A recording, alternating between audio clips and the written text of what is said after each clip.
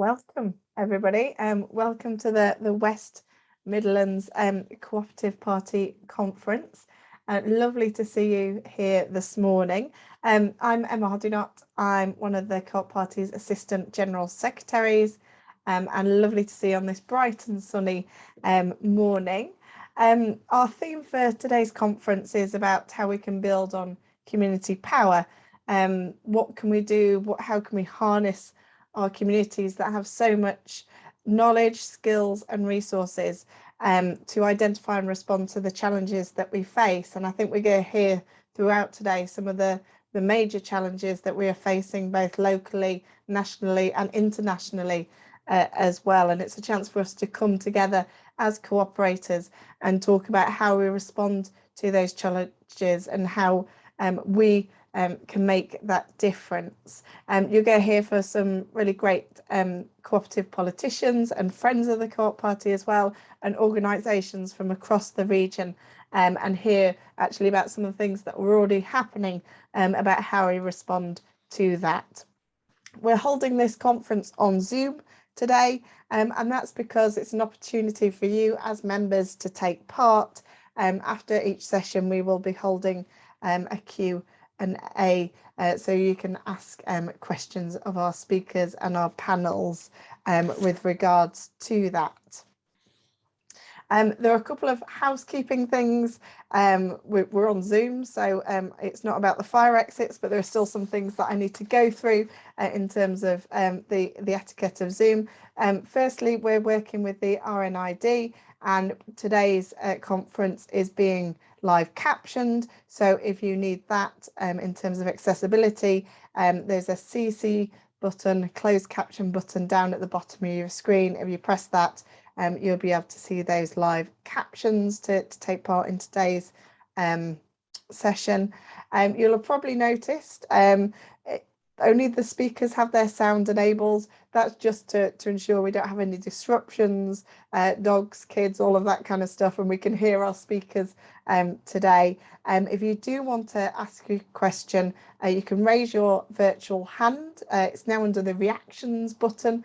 You can raise your hand there, and then you'll be asked to unmute when you speak, or you can also send us messages in the chat as well if you're struggling with that. And finally, this Zoom is being recorded, so just to make you aware of that. So that we've got this morning's session, and towards the end of the session we're going to get a little bit more interactive, and there's an opportunity for you to contribute to our national policy process, and we'll be looking at our policy topics for 2022, which is around health and international development as well. So without further ado, and I'm really pleased that he's able to join us this morning, we have our keynote speaker, Bill Esterson, and Bill has stepped in because we're sending our best wishes to Jonathan Reynolds, our Labour and Co-op MP, who can't join us this morning, but really pleased to welcome you, Bill, to our Co-op family this morning. With regards instead, and Bill is the MP for Sefton Central.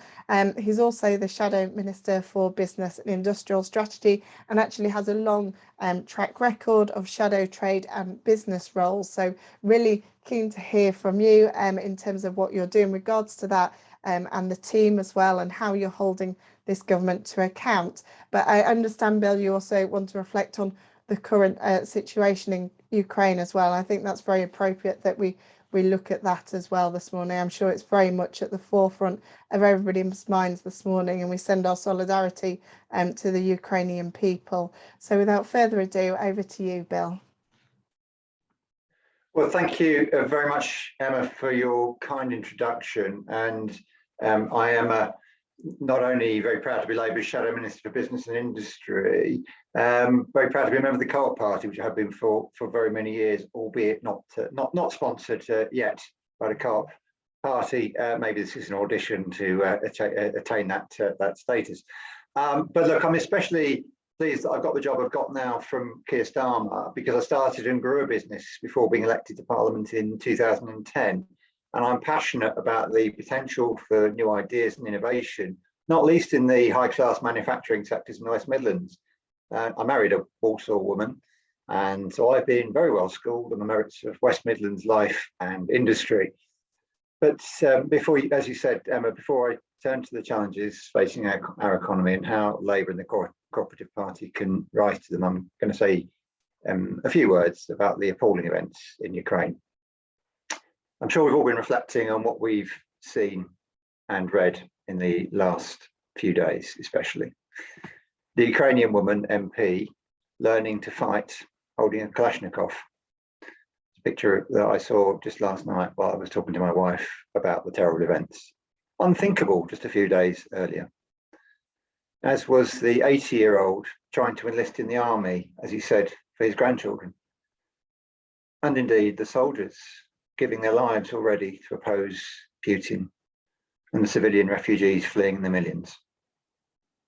This is a dangerous time, and following Putin's illegal invasion of Ukraine, our thoughts, our solidarity and our resolve are with the Ukrainian people. Putin opposes freedom and democracy, and he wants to turn the clock back to a time when neighbouring countries were under the control of the then Soviet Union. He wants to do so against the will of the people of Ukraine. A European democracy has been invaded, and we stand with the people of Ukraine. We stand with our NATO allies. We support the supply of equipment as a Labour Party to the Ukrainian military, as does our country. We support humanitarian aid to Ukraine, and we support the toughest possible sanctions, as President Zelensky has requested. The UK government's initial sanctions were completely inadequate. 5 medium-sized banks and 3 individuals who'd been sanctioned by the United States as long ago as 2018. Britain has become a safe haven for dirty Russian money. Cronies of Putin have been allowed to use their money to influence our politics, and that's why it was important that on Thursday much stronger sanctions were announced. But again, questions remain about how quickly the sanctions will be implemented and how wide-ranging they will be.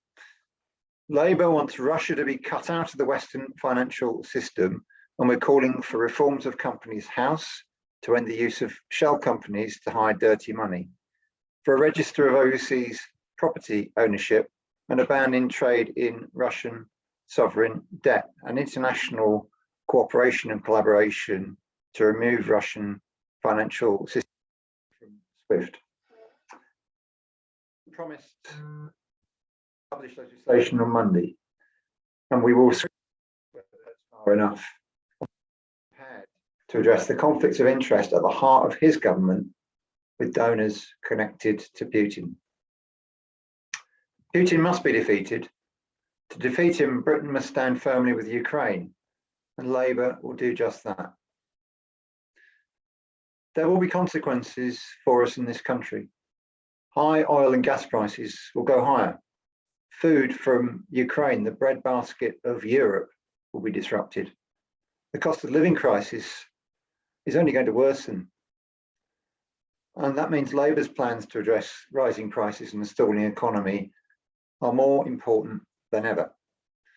So I turn now to Labour's plans and the work that we are doing. The challenge, the promise of shared economic prosperity is in essence the point of the Labour Party. To create a more equal country in which we all share in economic prosperity is the same clarity of purpose we must have now, the same clarity of purpose that Wilson or Brown had. Right now, every economic indicator that we have is heading in the wrong direction. The forecast for long-term growth is poor. Productivity growth is appalling. Wages are stagnant. Inflation is high and rising. That economy that I've just described is a challenge, but it's also an opportunity for us on the left.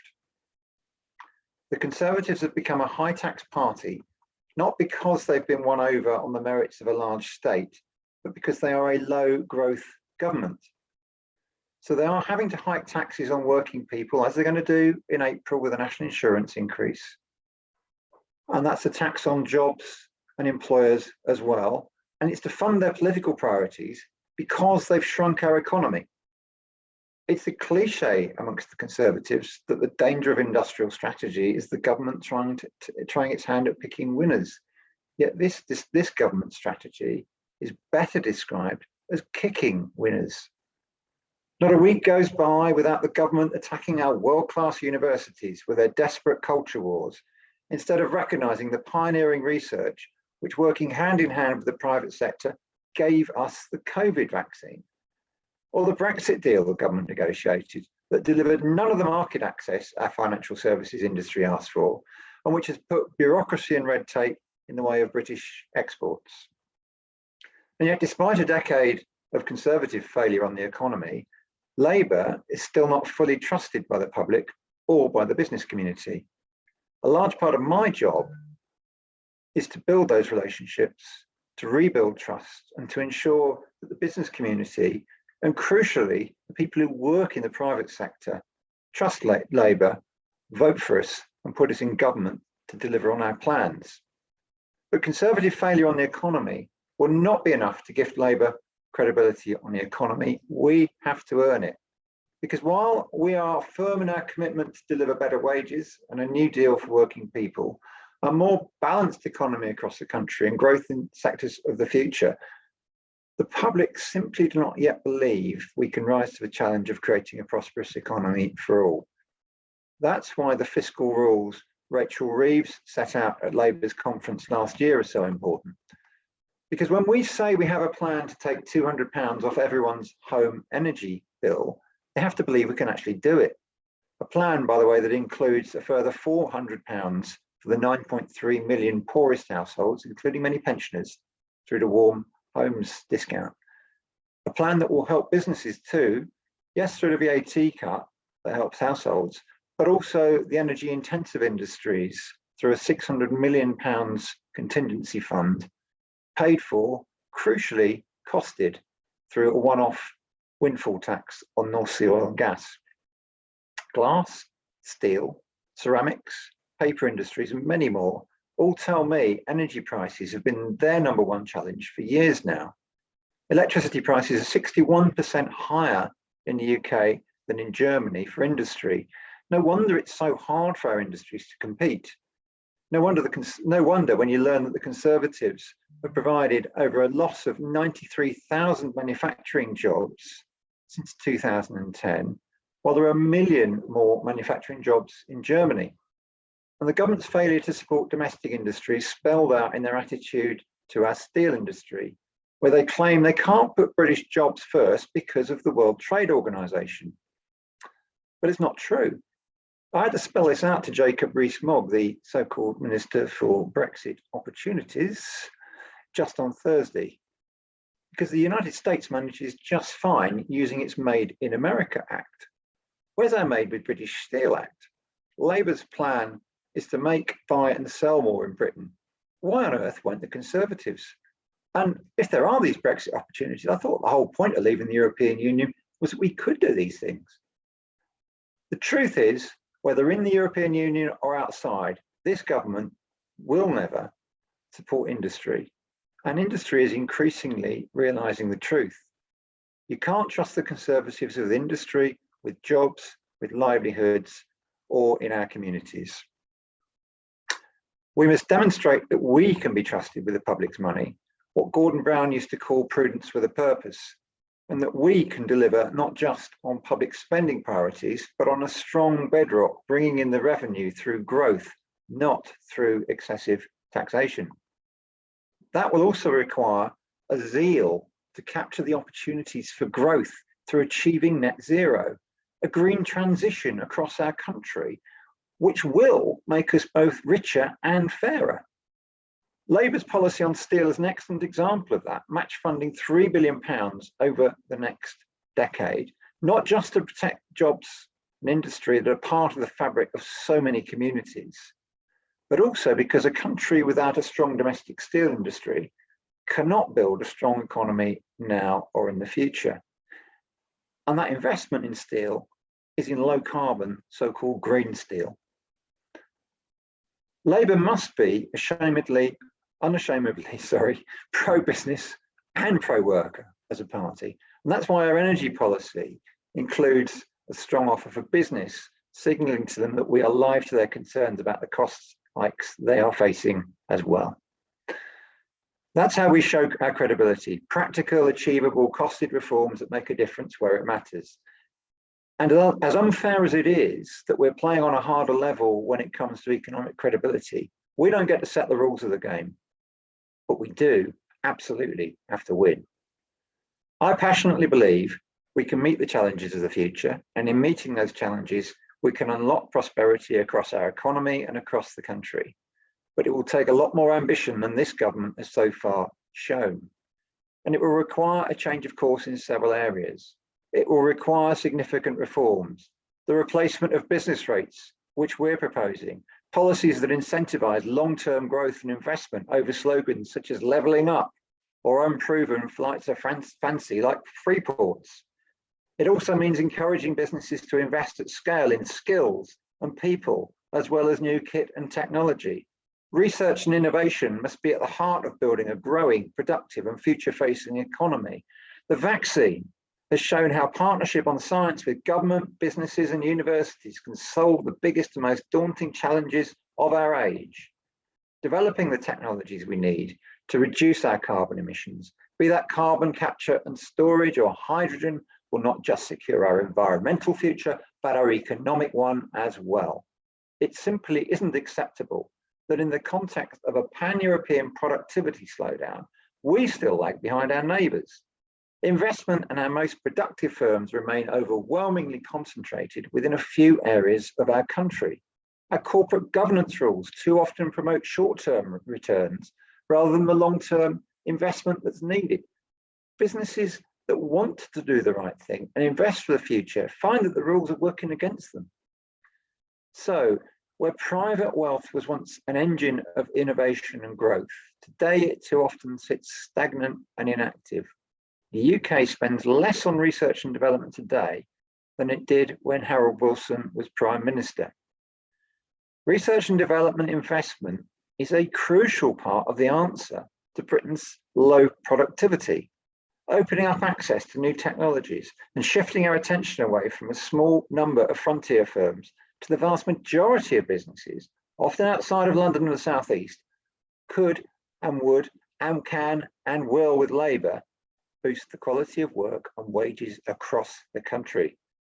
This is just as important to the foundational economy, which is so often ignored in this debate. We need an industrial strategy as much for the care sector as well as the car sector. The government are asleep at the wheel without the ambition that's needed to get our economy firing on all cylinders.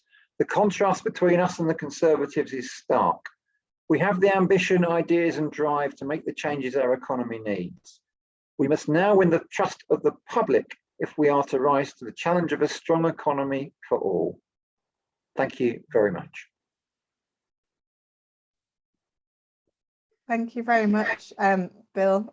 Really appreciate that and some really interesting points. And this is where we open it up to members. We have a few minutes for questions, comments, anything you'd like to ask Bill with regards to that. I'll, as chair, I do want to ask actually something you mentioned in there with regards to business rates. At the Co-op Party, we've been running a high street campaign, and obviously the inequalities between online and sort of bricks and mortar business rates are very much an issue that we're aware of. I'd just be interested in your thoughts about how you see the future of high streets and sort of the business role in that, because I think what we're seeing is sort of a reimagining of our high streets, but they really have suffered during the pandemic. So I'll put that question to you, Bill, and then if any members want to ask any questions, you can stick one in the chat or you can raise your virtual hand as well. Thanks, Emma. It's a really important question, isn't it? Because high streets are at the heart of our communities, and business rate reductions are key. Look, as a business, and I've done this in my own business life, you have to pay business rates whether you're making any money or not. So it's a fixed cost, whereas corporation tax or income tax, if you're not don't have a limited company, you only pay when you're making profit. And I've long held this view, and I'm really pleased that it's now Labour policy that we move away from business rates using online sales transaction tax and going for global agreement on the rate of corporation tax. But there's a lot more to it than just looking after business rates and businesses in high streets. I think you touched on the reimagining side of high streets. They've got to be a destination. They've got to be places people to go to for a whole host of reasons. Yeah, to go for.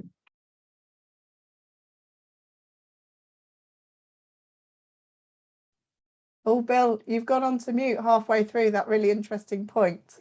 Oh, what happened there? My hands are well clear on my computer. If you want to start that sentence again, we lost you halfway through. We've got to make sure that people want to go and visit high streets for all sorts of reasons. Yeah, whether it's to go to the doctor or to go for really good quality bars and restaurants and cafes, activities for people of all ages. And I've seen some good examples of it. There are high streets that are doing these sorts of things around the country. And so I think that's part of the answer. So tax is a key bit of it, and encouraging retailers, but I think it's fundamentally making high streets a place that people want to visit for many reasons, and then retailers are there can benefit too. But it's probably in a sense going back to what high streets and town centres always were, which was the centre of the community, places where people live and work and visit. Thank you. We've got a couple of more hands up, so I will take those. So Kevin, nice to see you. If you want to ask your question, and then I'll take Darren next. Thank you, Emma. My question is, how can we better regulate the energy sector and make it work in the interests of businesses, manufacturing, customers, and also private citizens as well? Because at the end of the day, the energy prices are just too high. I mean, like you were saying, Bill, manufacturing companies, glass, steel, textiles and ceramics are really struggling to try and actually cope with these costs. So what would your solution be to actually get those bills down in the long term? And Darren, I'll take your question as well. And if anybody else wants to ask one more, that will probably be it before we let Bill go this morning. So Darren. Hi, it's partly question, partly observation, because I run, along with my wife, an e-com business. So we do sell online, and I am very much welcome the potential introduction under a Labour government of a transactional tax. It would make things far easier. There's also a major problem in the way that towns and retail has changed with the provision of suitable space for these new businesses, and it's not about to go away. COVID may have sped things up, but it was a move that's been going on for 20 or 30 years or more. Initially with the rise of out-of-town retail, but then sort of sped up by COVID and the move to online retail. Now, in wearing another hat, I'm an urban designer and I do work for the Design Council, so I've dealt with the problems of cities and town centres in the way that my business could, I suppose, be accused of adding to. So I agree again with Bill about the need to reimagine town centres. And I don't think this is a planning issue. I think it is an issue about trying to encourage startup enterprise and local business. And it's an issue around things like proper local use of spaces. In my town of Leek in Staffordshire, we have got a fantastic totally locally movement of small local shops that are destination shops. I see Steve laughing there because I talk about this a lot. But they're destination shops. It's not high street chains. People don't do their main shopping or even their main good shopping in towns any longer. They go there to experience a place, to find things that are different, things that are creative, things that are vibrant. And I think we really, as a Labour Party and as a cooperative movement, need to start engaging with these small local businesses that add so much more to communities, that keep money in their local economies, which goes back to the very topic of this conference, keeps that money within the local economies and not into the profits of multinational companies. So less of a question and more of a rant, but I've got it out of my system now. So thank you very much for letting me do it. No, thank you very much, Darren, for sharing your expertise. Really good to hear. And last but not least, Chris. Yeah, hi. Nice to see you again, Bill. I agree entirely with the point about having to reimagine high streets. My concern is that the cost of living crisis is putting a real squeeze on household budgets, and people do not have the available income to spend, whether it's in a reimagined high street or elsewhere. And I just wondered how we're going to square that particular circle to ensure people have the resources to go and spend in a reimagined high street. Thank you. Nice and short, Chris. So over to you, Bill.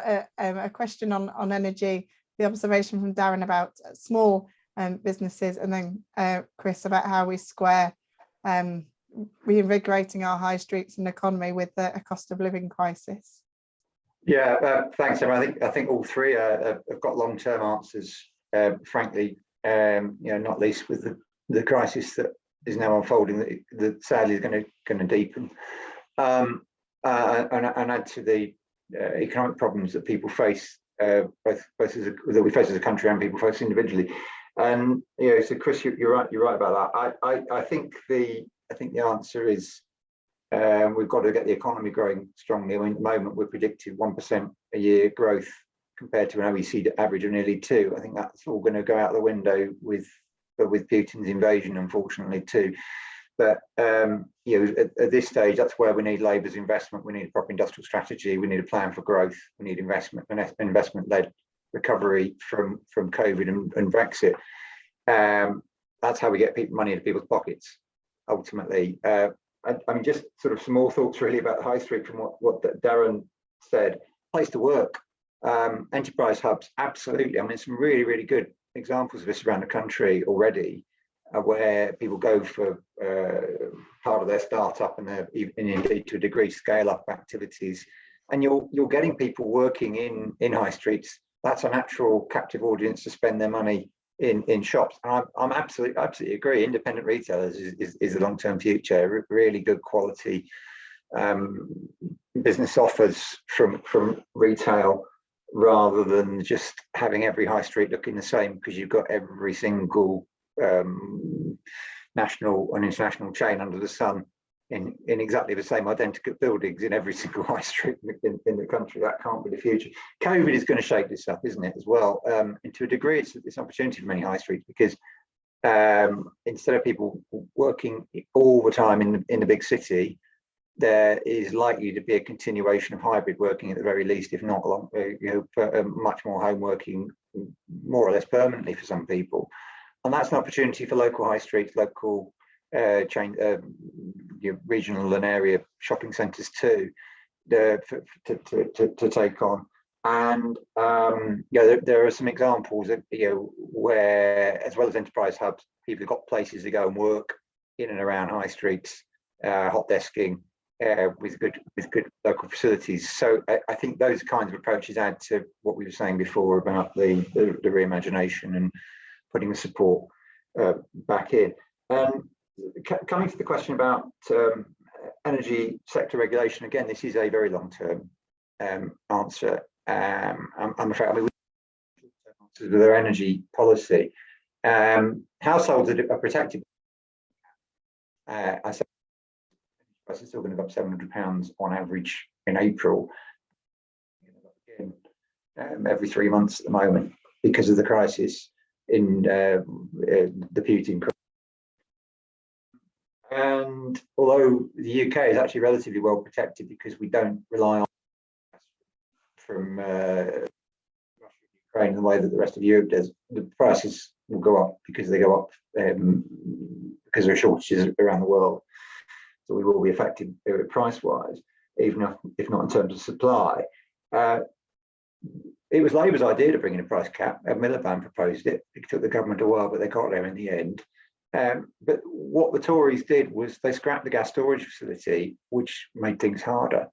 At the same time as they scrapped the feed-in tariff in solar, they reduced the support for wind energy. They completely failed to make up their minds and make any decisions or invest in new nuclear. So we are not in a stronger position to find alternatives to gas or to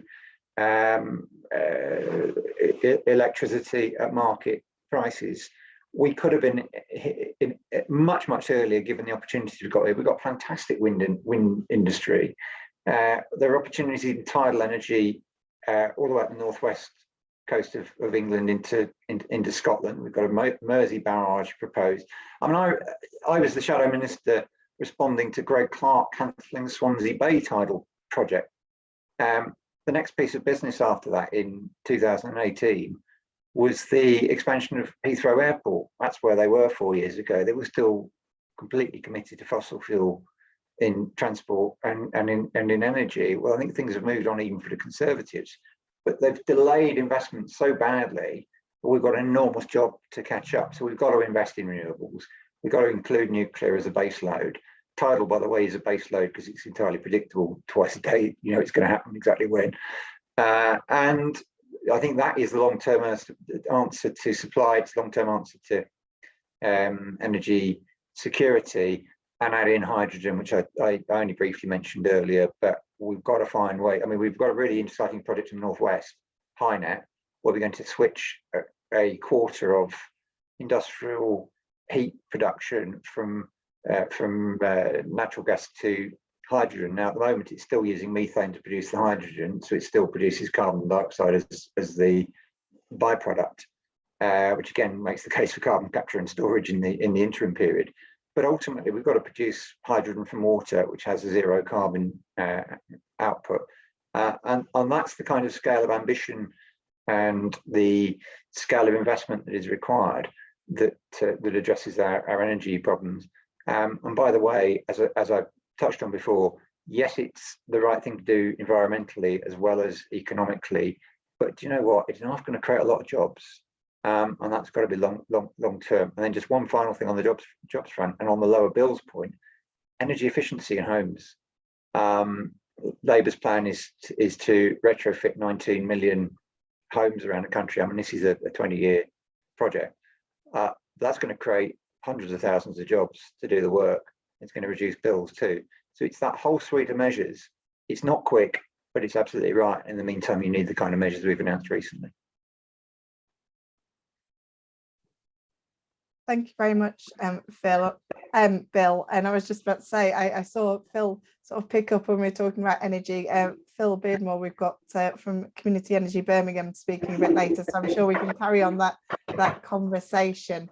I think there are some more questions coming through, particularly John, a really good point about sort of having energy companies controlled by the consumers rather than paying extortionate dividends, paying dividends and extortionate director pay. But I think we're going to say thank you very much to you, Bill.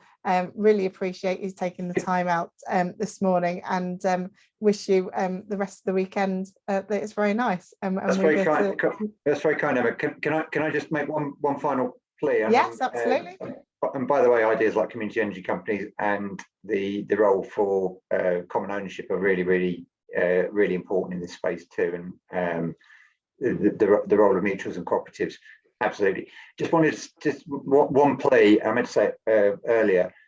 Please put your submissions in on Labour's plans for industrial strategy, because we're launching it in September at Labour's annual conference.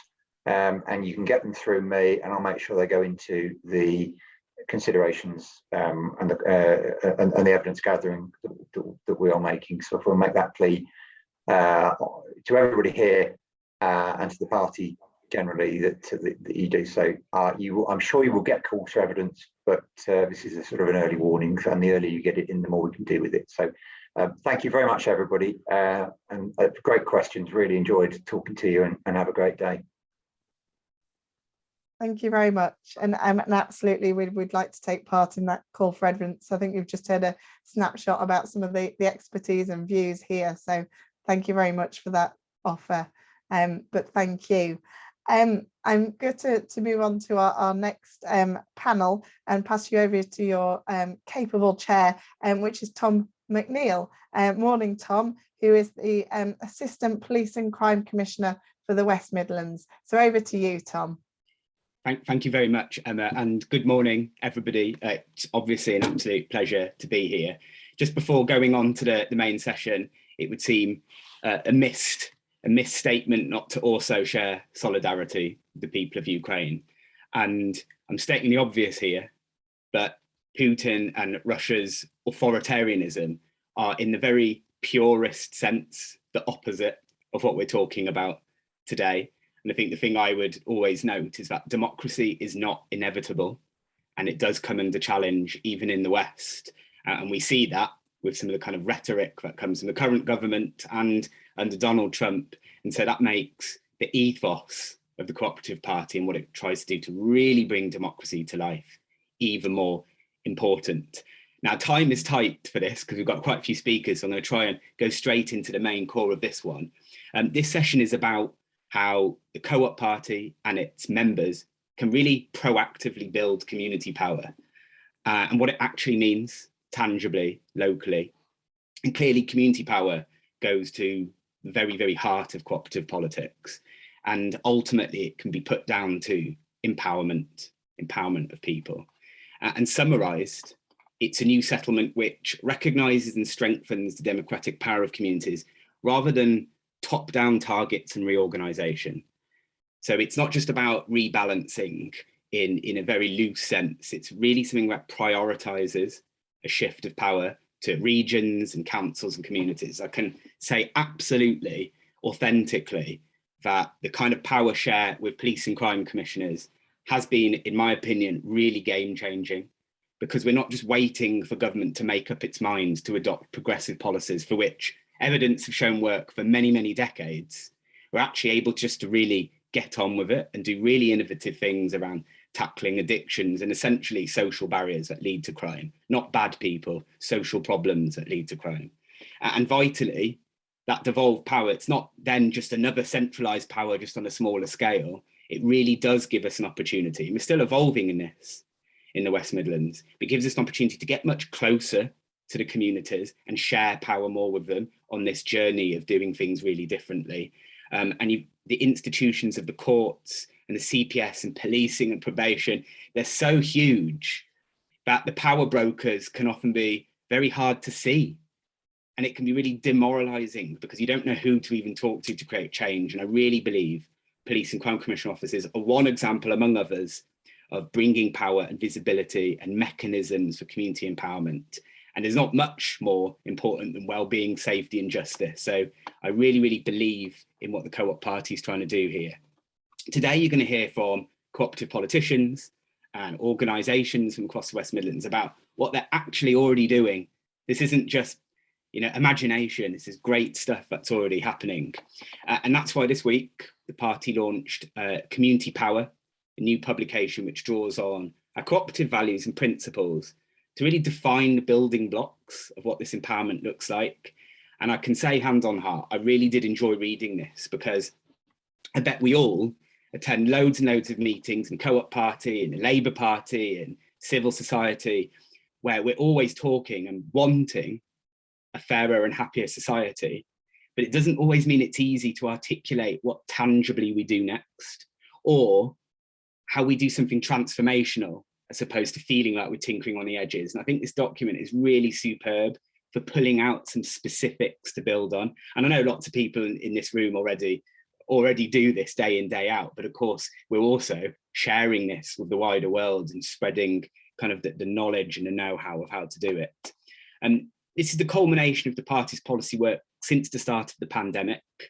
And again, it's trying to highlight places and communities that are already taking power into their own hands, not theory. They're already doing it, in contrast to the government's levelling up rhetoric.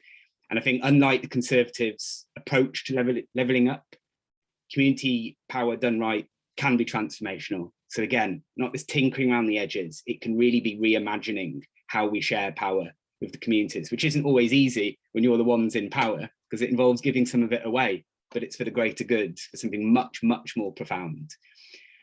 And again, it goes down to this point of empowerment. What does that mean? Now, obviously, we know it's kind of inherent in cooperative party principles, but that's about ownership, actual ownership. And it's not just about having a voice, albeit that is nothing to be taken for granted in the current climate. Sometimes it can be hard to even be heard at all. but it's then about that voice having a real impact. And it's the ownership and designing new ways where it can't just be ignored or given lip service, but makes a real profound change. And I will give an example from my own experience in a bit, which has been truly educational on that. A couple of other points. Community cooperation doesn't wait for permission. Like I said, with the devolved powers of Police and Crime Commissioner, we're not waiting for them to understand, the government to understand a public health approach. We're just getting on with it because we've got more power to just do it. What we're waiting for. And some of the talks that we're going to hear are clearly going to illustrate that, and hopefully positive, will be inspiring. And it's about change from the bottom up. Again, not waiting for some diktat to come down and tell us how to do it. And it often won't work like that, even when it's well-intentioned. And COVID-19 and the crisis has really illustrated just how fundamental cooperative principles are to the fabric of society when things go really, really badly wrong. And some of the examples that presented to me before this were about cooperative pubs, helping and delivering food to local elderly people, credit unions responding to the risk, the increased risk of vulnerable people falling to loan sharks, and cooperative supermarkets really campaigning and being vocal and loud because of their position to end holiday hunger. And so our movement was there when things really got bad. Now, there's a lot of enthusiasm for making sure that this new sense of community is captured and maintained. But I think, and that's, you know, shown out with polling of Co-operative Party members, but I've heard it very anecdotally from many people from all sorts of different politics. But I think we should be nervous that that momentum and excitement for community and what that really means and what empowerment means could just die away and we go back to the status quo. So I think this document about community power from the Co-operative Party and what we're doing is also about how do we really jump on a momentum and ensure that we're providing the infrastructure to really carry this on and not let it die away, because there is a real hunger for it. Now I'm going to pass over to our first speaker in just a moment, but I did just want to give one personal experience that has been really, really profound for me. I'm deeply passionate about the role of early help and early intervention to help people, not just to avoid crime, which is obviously my principal concern in my role, but much more positive than that, better life chances. And I think Sure Start centres were a really wonderful example of that. And it can be the difference between life and death, that kind of support. And it's helping people escape domestic abuse, mental ill health, homelessness, debt, addictions. And the evidence showed that Sure Start centres really worked. But there's absolutely no doubt, and I have to say, notwithstanding serious dedication and commitment from lots of professionals seeking to help people in crisis, but there's actually still a deep loss of trust in lots of public authorities, feeling that the approach is often punitive or stigmatizing or patronizing. And it's definitely not intended, it's intended to do good, but it hasn't quite spelled out how we need to do things differently. But the other day I saw something which absolutely enshrined the different way of doing early help. It was the Big Venture Centre in Wolverhampton, and it's a family hub that shares some of the aims of Sure Start, but was doing it in a very, very different way. It started with a youth centre closure due to cuts to the local authority imposed by the government, but the community got together to secure a community asset transfer. It's now owned by the community through Community Benefit Society. And the absolute distinction and beauty here of this model from other early help models is that because the community itself and the volunteers felt they had a stake in the organisation, that they actually owned it, and they do own it, they don't just feel it, they do. And because they could decide on the centre's priorities, and because they were involved at every single layer of decision-making and governance, they wanted to be involved in it. They weren't waiting for a patronising knock on the door, albeit well-intentioned knock on the door. And when I walked in, it was clear that the community felt they owned it. It was enchanting. There was music, there was arts, there was activities, there was food. But really importantly, from the Police and Crime Commissioner perspective, there was much more serious work going on as well. And it was the trust in that environment and the fact that it was their environment that meant that there was a real bridge between public services and the support the community needed on major issues of the day, like exploitation into crime, like undiagnosed learning needs, long-term unemployment. And so through ownership, we've managed to bridge that gap between very well-meaning public services. Anyway, I'm now going to move on to the first speaker today, which is Lisa Trickett, who I know well, pleased to say I know well, Chair of the Active Wellbeing Society and Places in Common. And each person's going to speak for around 7 minutes. I've got a bit longer if possible, but hopefully we'll have questions at the end. Lisa, over to you. Thank you, Tom, and also proud to be standing as a Labour and Co-operative councillor in May's elections with my colleague David Barker, who's on the call. Okay, so what I'm going to try and do is just take you through a little bit of experience of the Active Wellbeing Society, a cooperative that was formed by Birmingham City Council and local communities back in 2017, and also some of the work that we're doing as Places in Common, again, an employee cooperative in terms of action on climate change. Firstly, I think I've looked at I've read the report now on community power, and I think one of the things is it's a very easy term, and I used to DJ my way through university to pay the bills. And I always used to put Billy Bragg on, Power in the Union, because it was a guarantee getting everyone to sing along. And we got the miners' strike, we got Wapping, we got all kinds of things, and that really moved people. I think the issue is there is power in the union still, but there is power in the unions and in the communities in which people work. Because increasingly, as people we've seen the casualisation of work, we've seen people, again, through COVID, working from home. It's in neighbourhoods and in communities where actually, if you want to organise, if you want to get a collective response, that needs to be your focus. And we have got to be very much more working towards a union of communities to actually bring forward and address the collective challenges we face. The first building block and clearly founding principle of the cooperative movement is about ownership. And I think ownership is a really important thing, and especially ownership is an important thing for those who hold power at the moment. Because one of the greatest difficulties I think we have at times as politicians is to own the challenge. It's very easy to talk about big projects, big shiny things that we can stick on a press release or wear a hard hat for. But actually, some of the challenge we face is we've had massive cuts for the last 10 years. We represent and we work in communities that have multiple deprivation, that bear a legacy of huge scars and failed transitions in the past. And we have to own that challenge if we're going to make the transition to the better start. And again, I would utterly reflect and agree with what was put out in the paper, that actually one of the key things you have to do is shift the ownership of finding the solution, the ownership of the means of taking forward that solution. And one of the things that the Active Wellbeing Society and Birmingham City Council did a good few years ago, and I was the lead for the cycle revolution at the time, was the big Birmingham bikes. We have given away 7,000 bikes as a city. Now, when we first started doing this, people, well, legal services thought it was a mad idea. The cycle community thought it was a mad idea. And in fact, most people thought it was a mad idea. People were going to sell the bikes. Why were you doing this? Why were you doing this big giveaway? What we actually did was we said that you had to actually take training to ride a bike. You had to actually have maintenance training, and you had to work with a local cycle. Take your bike to a local cycle place. Since we have given away 7,000 bikes, only one ever got put on eBay, and that was by a dad who was absolutely desperate in terms of being able to feed his kids. We have actually seen 66,000 kilograms of carbon offset.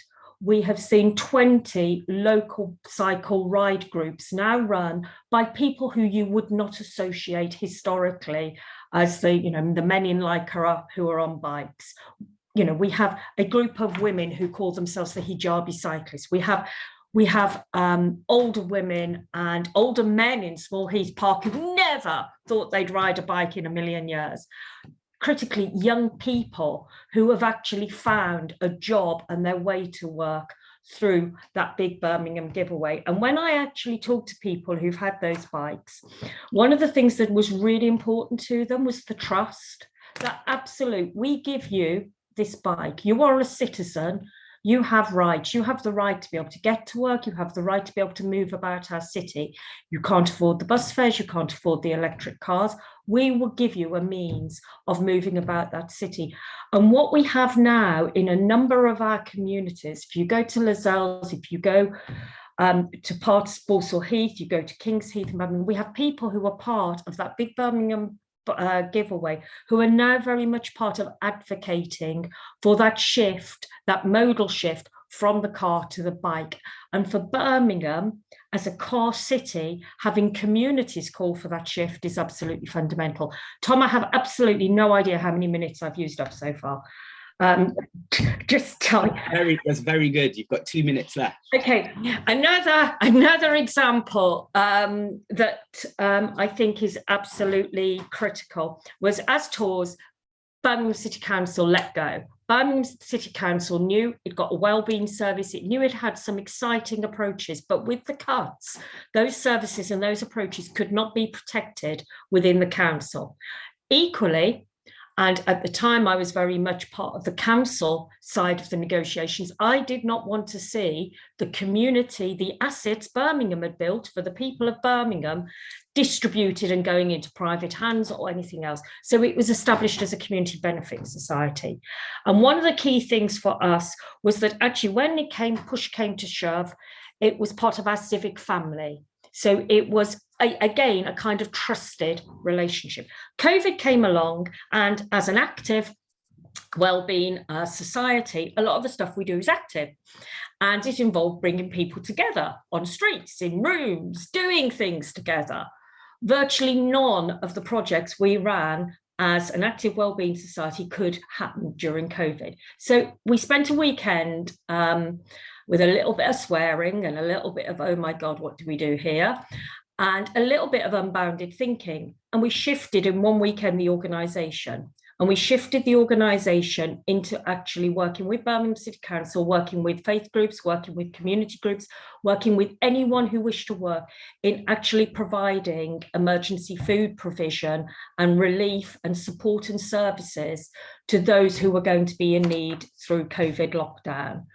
What we in effect did, it was called Brum Together. We brought together some 83 different organisations, some grassroots organisations, to give away some 1,000 tonnes of food, 2,500 food parcels. Thousands of cooked meals were cooked through different community cafes. And indeed, what that was about was that actually working with the grain, what was in communities. We ran through a WhatsApp. It was my phone. I was the one who held the WhatsApp group. And what we actually did was we had to take a huge leap of faith. Partly my role as chair of Tours was to make sure that we just about stayed within the boundaries of what we could stay within. But what I would say, that was again about building on the assets in a community. And for me, and I'm sure Carl will talk about it. We're doing some work with Carl in Castle Vale at the moment. You have to look, when we make these transitions on energy, we make transitions on climate, we have to actually recognise the assets are within the community, and we need asset-backed climate action. And one thing we have to, finally, I will finish with, is when you think of power and ownership, one of the greatest things I believe we can move to as a movement, and I'd very much want to see the Co-op Party being part of this, is loads of big corporates want to know about our citizens' data, how we move about the city, how we eat, how we entertain, how we go about it. Let's own our data for our own transition and actually mutualize the data that is held and ensure that we actually use that data and the value in that data to transition. And I think that, again, is a huge opportunity for local government and the cooperative movement. Thank you. Thank you very much, Lisa. And just a quick note, thanks for everything you did during COVID-19, because I saw Tours was extremely active and pivotal to helping lots of people. So without wasting any time, we'll go straight on, because time is tight in this group. So we've got Councillor Cherie People, Director of Tamworth Co-op Society and Deputy Leader Labour Group of Tamworth Borough Council. Councillor, on to you. Hi Tom, and hi everybody, and thank you very much for asking me to speak this morning. I'm from Tamworth, which is a very small place in comparison to a lot of the big urban conurbations that people are talking about. But of course, we're very close to Birmingham, part of the West Midlands, and getting bigger all the time. We've got a lot of challenges. So what I wanted to do really was to talk to you a little bit about three things. One is what we're doing as a co-op to try to help. The second is how that interacts with my sort of council duties. And the third, with everybody's indulgence, is to mention a charity that I'm a trustee of that works closely with both of those organisations. So as you've already heard, I'm a Labour and Co-operative councillor and deputy leader of the opposition on Tamworth Borough Council. I should say there's 3 of us out of 30. So it's a small opposition, but we're doing what we can. I'll also mention that I'm a proud Lancastrian, and my family are from Oldham, which is 6 miles away from Rochdale. So very close to my heart is the whole cooperative movement. So a little bit about Tamworth Co-op. Tamworth Co-op Society was founded in 1886. We've just celebrated 135 years of serving Tamworth and the local area. And our motto is we're local, we're independent, and we care. We're one of the very few remaining fully independent cooperatives that still pay a dividend to our members. And we've got a number of very successful food stores and a thriving funeral business. So the society was founded all those years back by William McGregor and other local social activists. And as our website says, it was founded from a moral stance arising from a sense of fair play. And I hope that that has continued, even though obviously the society nowadays is very different to how it was when it first started. What I want to talk to you about today is predominantly our community action and what we do to work with the local community. We've already heard from various people about the ways in which community action builds from the bottom up and should build from the bottom up. And that's something that's very close to our hearts in Tamworth Co-op and also as a local councillor.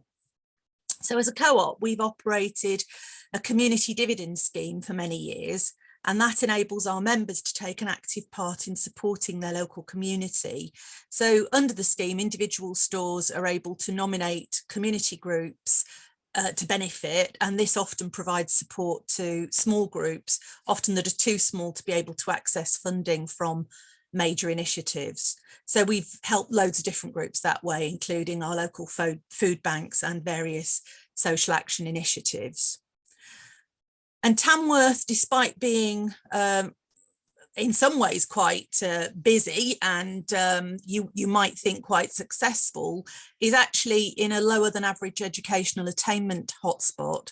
So supporting local schools and preschools helps raise attainment amongst those most in need of a more equal start in life. And I think that's something that we've tried to do as a co-op. Certainly last year we devoted our community dividends exclusively to local schools and educational establishments.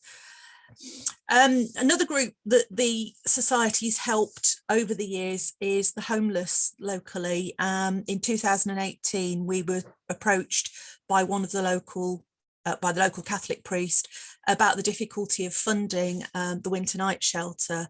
And so we supported the night shelter, which allowed it to stay open for another year. And in fact, that took us into COVID when things changed slightly, but we managed to keep them going for the year. And if we hadn't been local and understood the local needs, I don't think we would have been able to move so quickly and to support them. What we try to do as well is to involve people in the community. So for example, we've got donation points in our stores from customers. Those donations go to the local food bank and to my charity Heart of Tamworth. Heart of Tamworth established a community shop, which I'm going to talk about a little bit more in detail. One of the other key projects that the co-op supported is the provision of food parcels during the pandemic to families in need across the town. And again, we've worked with Heart of Tamworth over the last 2 years. Heart of Tamworth's been running a programme of food parcels during school holidays for families in receipt of free school meals.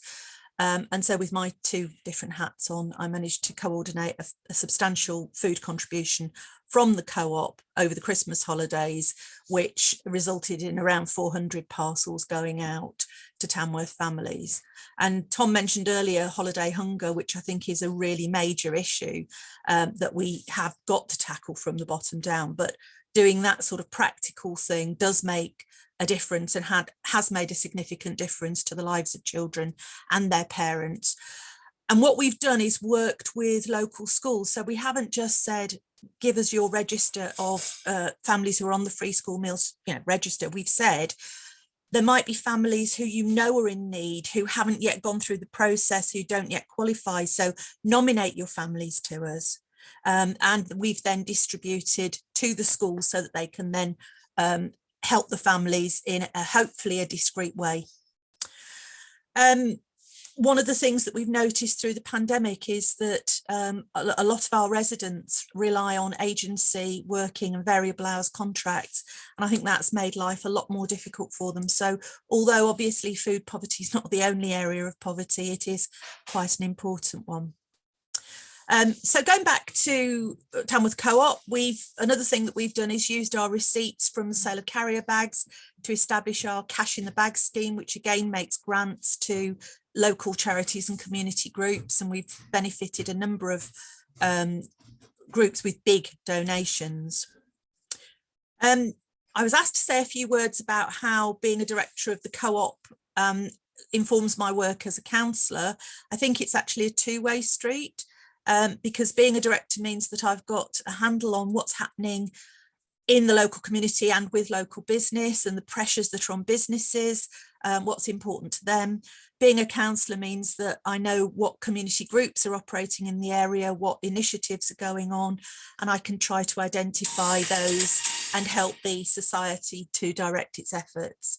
So, for example, recently our funeral team contacted me because they wanted to do something that was going to benefit the community. So I met with them, gave them some suggestions and connected them into the appropriate groups that I thought they could help. I don't know how I'm doing for time, Tom. If you could draw to a close just now, that would be absolutely spot on. I just wanted to mention one more thing, and that's the thing that's actually probably closest to my heart, but it's not specifically a cooperative with a big C movement, but I think it's important because it ties into what people have been saying about community and how community needs to take ownership. So we've actually, with Heart of Tamworth, we've got a community shop and a community cafe. Shop's been running for a year. We've so far distributed over 10 tonnes of food to people in need. And both the cafe and shop are staffed entirely by volunteers. And I think what's notable about that is that it's local people helping local people.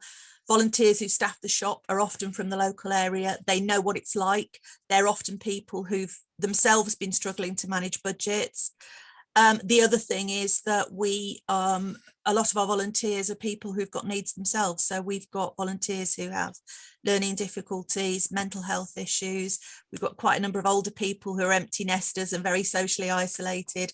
And I think that's a really important way that the community is giving back to the community. And I will stop there, Tom, because I appreciate I am rambling on, but I'd just like to finally say I'm really proud to be a Labour and cooperative councillor, but I think it's so important, and I can't say this enough, that if we're councillors, we don't just talk the talk, we also walk the walk and do stuff. So I shall end there. Thank you. Thank you very much, Sheree. Enjoyed listening to that. I won't waste any time going on to the next speaker. We've got Carl Taylor, Director of Redditch Co-op Homes. Carl.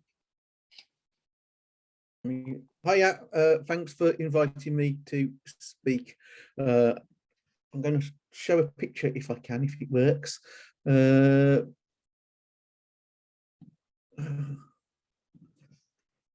Okay, so thank you for inviting me to speak. I'm Carl Taylor. I work for Redditch Co-operative Homes and also a range of other cooperative initiatives across cooperative housing initiatives across the West Midlands. And I am the secretary of the West Mercia Co-op Party, and it's good to see Roger here today. The picture that I've put up is of Sarah, and I first met Sarah when she was on Redditch Borough Council's waiting list. She was nominated for a house with Redditch Co-operative Homes. We got some houses that we were planning to build. We put Sarah into a room and we got Sarah to build, to draw her her dream house. And Sarah, does everybody remember, was it Play School where they had those little square houses with the triangle on the top and the 4 windows and the square? She just drew that as a dream house, and then she drew an oblong around the back and a triangle and 2 stick people behind on the triangle. And she said her dream house didn't really matter about the house. She just wanted a garden where she could have some space with her daughter alone, where she could push her daughter on the swing, and where she stood there was where her swing was going to be when the house was finished being built.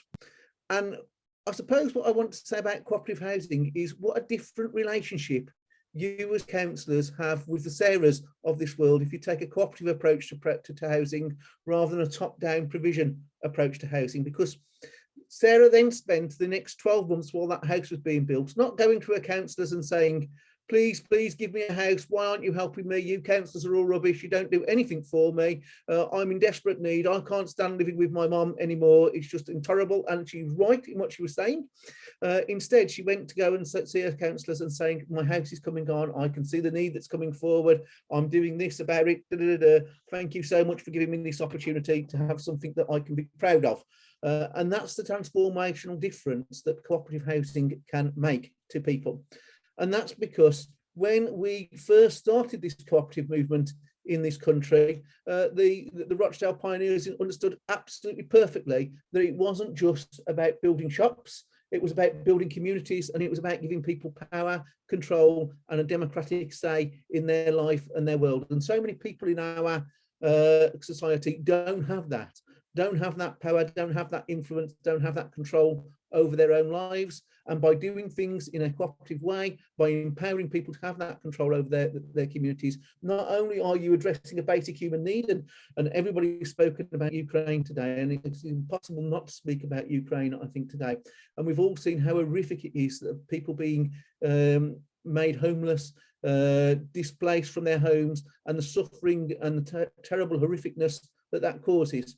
And I think the thing about it is that housing is a fundamental human right, and by giving people that control and that power over it, we're meeting that fundamental human right, and that's a critical thing that we need to do. And cooperative housing does that in a number of ways.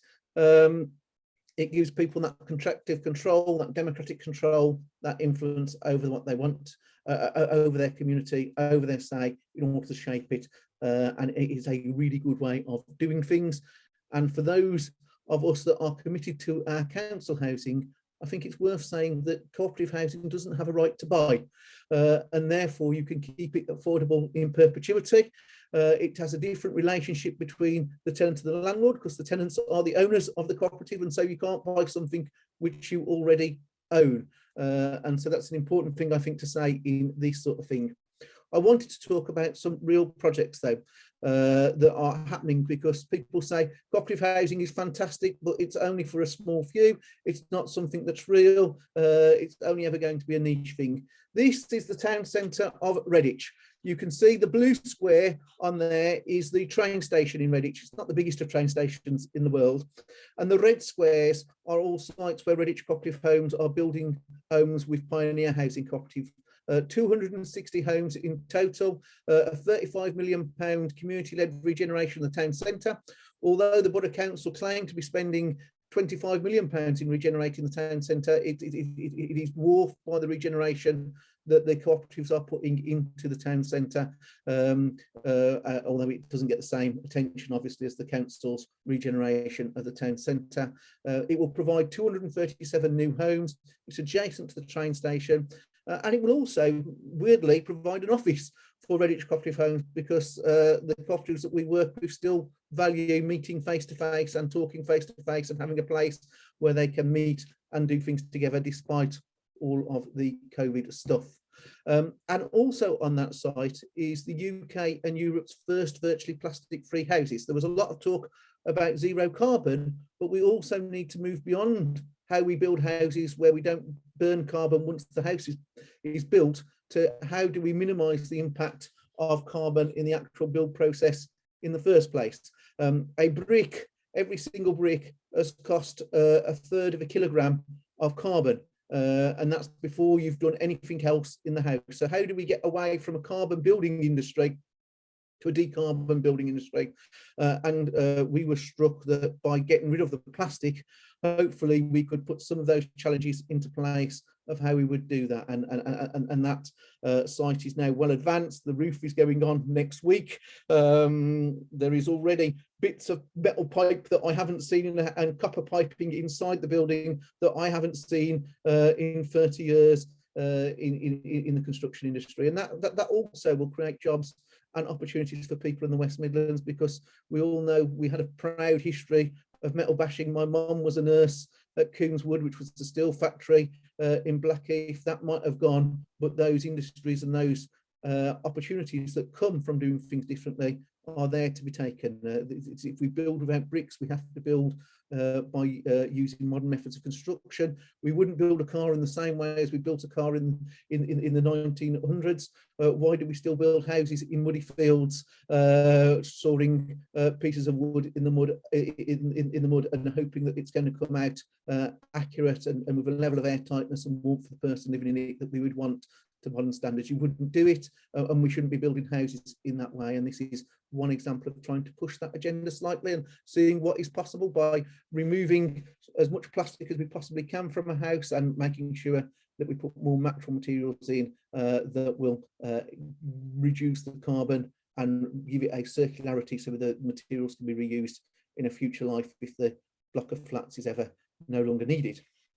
I wanted to talk about some other things across the West Midlands, though, not just Redditch, because whilst Redditch is fantastic and is a massive cooperative housing development taking place, there are also some other things that are happening that across the West Midlands. And I wanted to make sure that people thought that what was happening was across the West Midlands. So I've put in Stourbridge Community Development Trust, who are developing 11 apartments and a makerspace for creatives. They came from an opposition to a Persimmon Homes development, but they realised that when they were opposing Persimmon Homes building these luxury houses on open spaces around them, that at the same time they needed something for their young people to be housed. And there was a lot of creative industries and creative people in Stourbridge from the old art college that used to be there, and there was a lot of young people that just had nowhere to live, etc., etc. So they thought they had to go beyond protest into trying to answer the solution for themselves, and so they've come up with the Stourbridge Powerhouse, which will deliver 11 apartments and make a space for creatives. And also they've got this thing about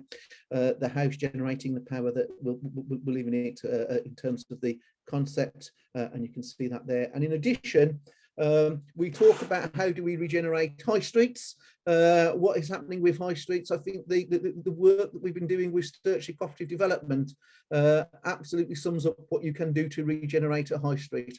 We've been working with a housing cooperative in Sturchley that was a very small housing cooperative, a one house shared house cooperative, and with a series of worker cooperatives that have been very quietly transforming Sturchley High Street from a really rundown high street into, apparently according to the Guardian, the hipster capital of England, and have really transformed that high street. There's a bike shop which I think has probably prospered greatly from Lisa's work. There is a bakery and cookery school, and there is an art gallery cafe there. And they had a number of things. There were a group of people that had left university in 2008, 2009. They'd been locked out of the housing market because the days of 100% mortgages had gone, and so there was no way they were going to be able to afford to buy. So they were trapped in private rented accommodation, and they were having to move every 12 months to continue living, because that's the way the private sector rented housing market works. And at the same time, they've created these enterprises on Sturchley High Street, and they realised that they were working from really rubbish Victorian properties that weren't fit for purpose in the 20th century, let alone the 21st century, and two, that they had the same risk on Sturchley High Street in their business premises as they had in their housing, in that they were privately renting their shop premises, and as they were regenerating the high street, the risk of their landlord doubling and tripling their rent and then for putting their business out of place was becoming greater and greater. So they wanted something to stabilise both their economic activity, their cooperatives that they were working with, but also their living space. And we are. Carl, I'm afraid your time has come up. I didn't want to interrupt you at any point because you were coming up with so much interesting detail. If you could just end very quickly, I'd be. So touch wood, they will be signing their contract in the next week with Severn Capital, who currently own the land, and work should start in May on that. And I think the story of all of these things is that by doing things differently, by working with communities, you can make something better out of a basic human right that we need to be providing for everybody in our community. And there is a big housing crisis out there, and by getting people to work together, we can be part of the solution. Thank you. Fantastic, Carl. Thank you very much. I'm sorry to interject there because I'm sure we could talk about that a lot more. Next speaker is Phil Beardmore, Community Energy Birmingham and Co-ops West Midlands. And I've had the pleasure to collaborate with him on something that I hope goes further in the criminal justice context for another day, perhaps. But Phil, on to you. Thanks, Tom, and thanks for having me. I want to talk about the role of community energy in solving the energy trilemma. What we mean by the energy trilemma is the triple challenges of the climate emergency, affordability, and energy security, which is very much in the news at the moment because we are so reliant on fossil fuels from the east. We are one of more than 400 community energy organisations across the UK, most of them co-ops.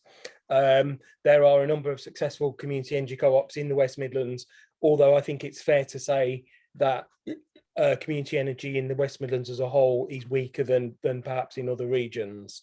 That photo is from one of our projects. That is some solar panels being installed on a building in Birmingham on the basis of the community share offer, and owned by Community Energy Birmingham, and that is typical of community energy projects across the country. But it's important to recognise that community energy is changing. Community energy has been around in this country as a movement for a decade or more, but things are changing. And so what I've done is this little portfolio analysis of where community energy is at the moment. So starting in the bottom left, I think it's important to realise that small scale solar on individual homes and community buildings is a bit of a dead duck as far as community energy is concerned. Solar on those buildings makes sense if they fund it themselves, but as a community energy project, it doesn't really make sense. I think the stars in community energy at the moment, and these are newer developments, are things like impartial retrofit advice to able to pay householders. There is a demand from able to pay householders for impartial advice on what to do with their homes to retrofit them. And a number of community energy co-ops are meeting that demand through paid services, and Community Energy Birmingham is one of them. Solar in larger buildings with high electricity demand.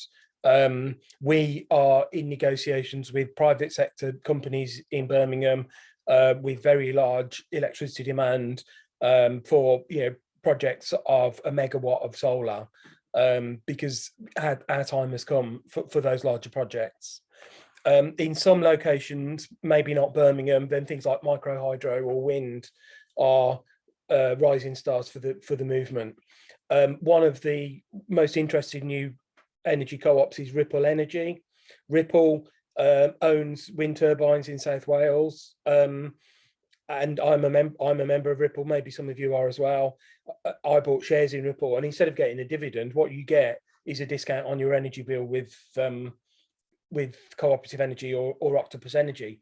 So when people were talking earlier about energy generation and energy companies being owned by their customers, we don't have a perfect model yet, but by owning a bit of Ripple, you own a bit of the generation of the electricity that you use in your home, supplied by Co-op Energy or Octopus Energy. I think the big rising star in the community energy movement, and this is new, is collaboration. I think in the past we've been guilty of a sort of parochial mentality where community energy co-ops are small and local, and have attachments to particular areas, and up to a point that is good. But what we need is more collaboration with other sectors, including the private sector and obviously the public sector, but most importantly, collaboration between co-ops. And one of the things we've done recently is to reach out to other co-ops, not just in the West Midlands, but in other parts of the country, to learn from each other. And so I think collaboration is the rising star of the true rising star of community energy. I think renewable heat is a question mark for us. I think there is potential for community energy co-ops to move into renewable heat, but it's a bit untried, and it's still quite risky. And you'll notice that in the right-hand corner, there are no cash cows in community energy. And I think for a long time that the feed-in tariff meant that there were cash cows. You could put solar panels on any roof and generate an income from it, and it was regarded as a bit of a cash cow. That has gone, and we now need to find other business models that don't rely on subsidy. Hence, these kind of things is where community energy co-ops are starting to make a difference. And if we don't do that, then I think we're, unfortunately doomed to irrelevance. And I think there is a sort of split opened up in the community energy movement between those who are prepared to move beyond the old business model and those that are trying to reinvent it. Local authorities. There are a number of examples of community energy organisations working with local authorities. We were asked by Councillor Wasim Zafar, who's the Cabinet Member for Environment and Sustainability in Birmingham. We were asked to come up with a list of ways, some ideas for ways in which local authorities and community energy co-ops could work together. We did this based upon the experience of others. So there's direct financial support, which obviously isn't always possible, but I noticed that Western Power Distribution now has a community energy fund, which is a big step forward because it's not always down to the local authorities. And so that's bringing us more into line with the Northwest and with London, where there is a community energy fund. The second way is assets and the access to council assets where solar or low carbon heating could benefit from a community energy approach, and our ability to raise funds from within the local community to fund projects. Partnerships with the local authority is something that I think we need more of, and that's something that we have been working with to establish a partnership with Birmingham City Council. And policy, a number of community energy co-ops have succeeded in persuading local authorities to include community energy in local policies and strategies. So there's a whole number of ways at which community energy can work with local authorities, especially in this new sort of era where local authorities are committed to going zero carbon or net zero, but where money is hard to come by, and where community share issues are a potential way of funding projects, and also to match fund public sector funding and private sector funding, because it's clean match. And also it takes the risk away from local authorities, because we, for example, now are part of the big solar co-op, and what the big solar co-op does is it gives us it de-risks the process of developing community energy projects, because it moves the burden from volunteers to paid staff. It achieves economies of scale, bulk purchasing, and so on and so forth. And it means that we can develop community energy projects more quickly and more efficiently. Just to finish, putting my Co-operatives West Midlands hat on, and to let you know that there is now support in the West Midlands for people who want to establish new co-ops. This isn't just energy co-ops. So what we're looking for is people with ideas for new co-ops in the West Midlands. And so, for example, the people that have approached us so far, there is an arts co-op, there is a group of artists that want to form a co-op. There is a group of people who want to establish a co-op in sports and leisure. There is an evolving community energy co-op as well. And what you get through this programme is half a day of expert support to help you think through your ideas. And that also helps to prepare people for applications to the Hive, which is the Co-ops UK programme, the Co-ops UK funded programme, where there is an absence of high quality applications from the West Midlands. And so we want to do something about that. It's relatively easy to apply. You just fill in a little form on that web page at the bottom. And it's developed by, this programme is delivered by various cooperative development bodies, including Cooperative Futures, Coventry and Warwickshire Community Development Agency, Cooperative and Mutual Solutions. So depending on what kind of co-op you want to start, you'll get allocated the appropriate person. If you wanted to start an energy co-op, then you'd probably you might end up with me. Oh, and Carl Taylor is on it as well. I can't forget that if you want to set up a housing co-op, then you'll get Carl through this as well. So yeah, so that is a general program of help to anybody that wants to set up a co-op, including an energy co-op. But the overall message is that, you know, community energy co-ops, I think, are going through a bit of a renaissance as people have learned from each other, adopted new business models, and so it's a good time for people to be thinking about how can we use the energy co-op model in our localities. So that's it from me. Thank you very much, Phil. Thank you, brilliant. Okay, and our next speaker is Sue Beeston, who's going to kind of talk about her expertise in listing community assets in Newcastle under Lyme. Sue.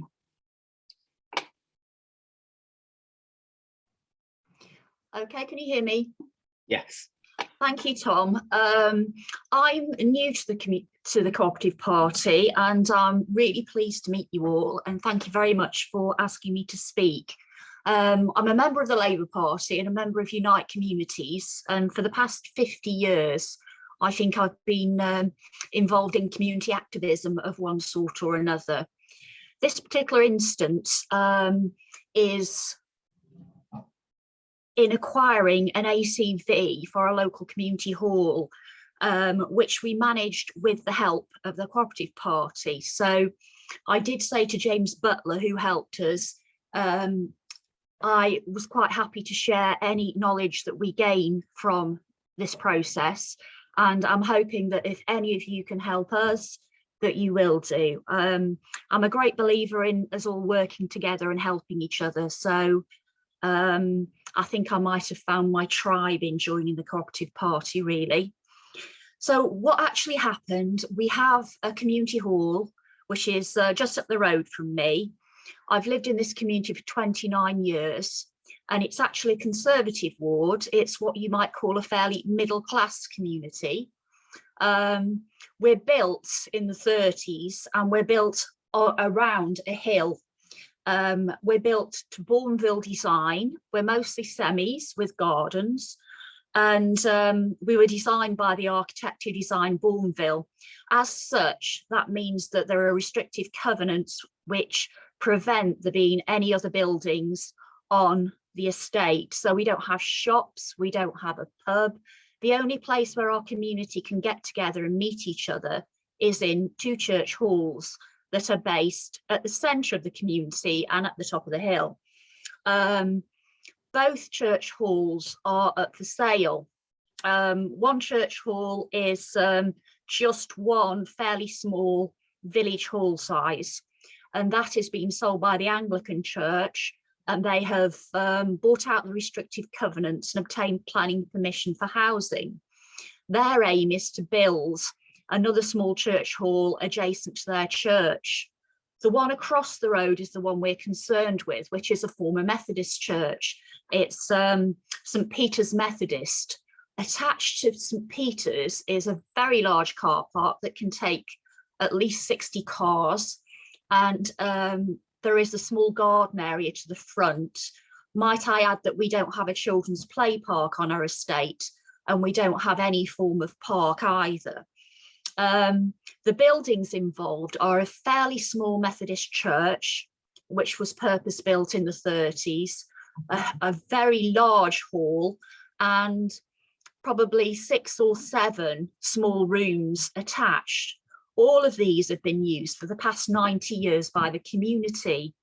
The Methodist Church has taken the decision to close because they don't have enough members, but they did most of this under the cover of COVID. So the hall stopped allowing groups to use it when COVID happened, and the church took a decision in secret to close and basically didn't tell anybody. So we didn't know we were going to lose this facility. The groups that were using it were play groups, mother and toddler groups, brownies, rainbows, guides, rangers. The Ceramic City Choir were using it. It was used for music exams. It was a polling station. Philosophy groups were meeting there, Pilates groups, yoga. It was very, very well used. So we were naturally quite perturbed at the thought of its loss.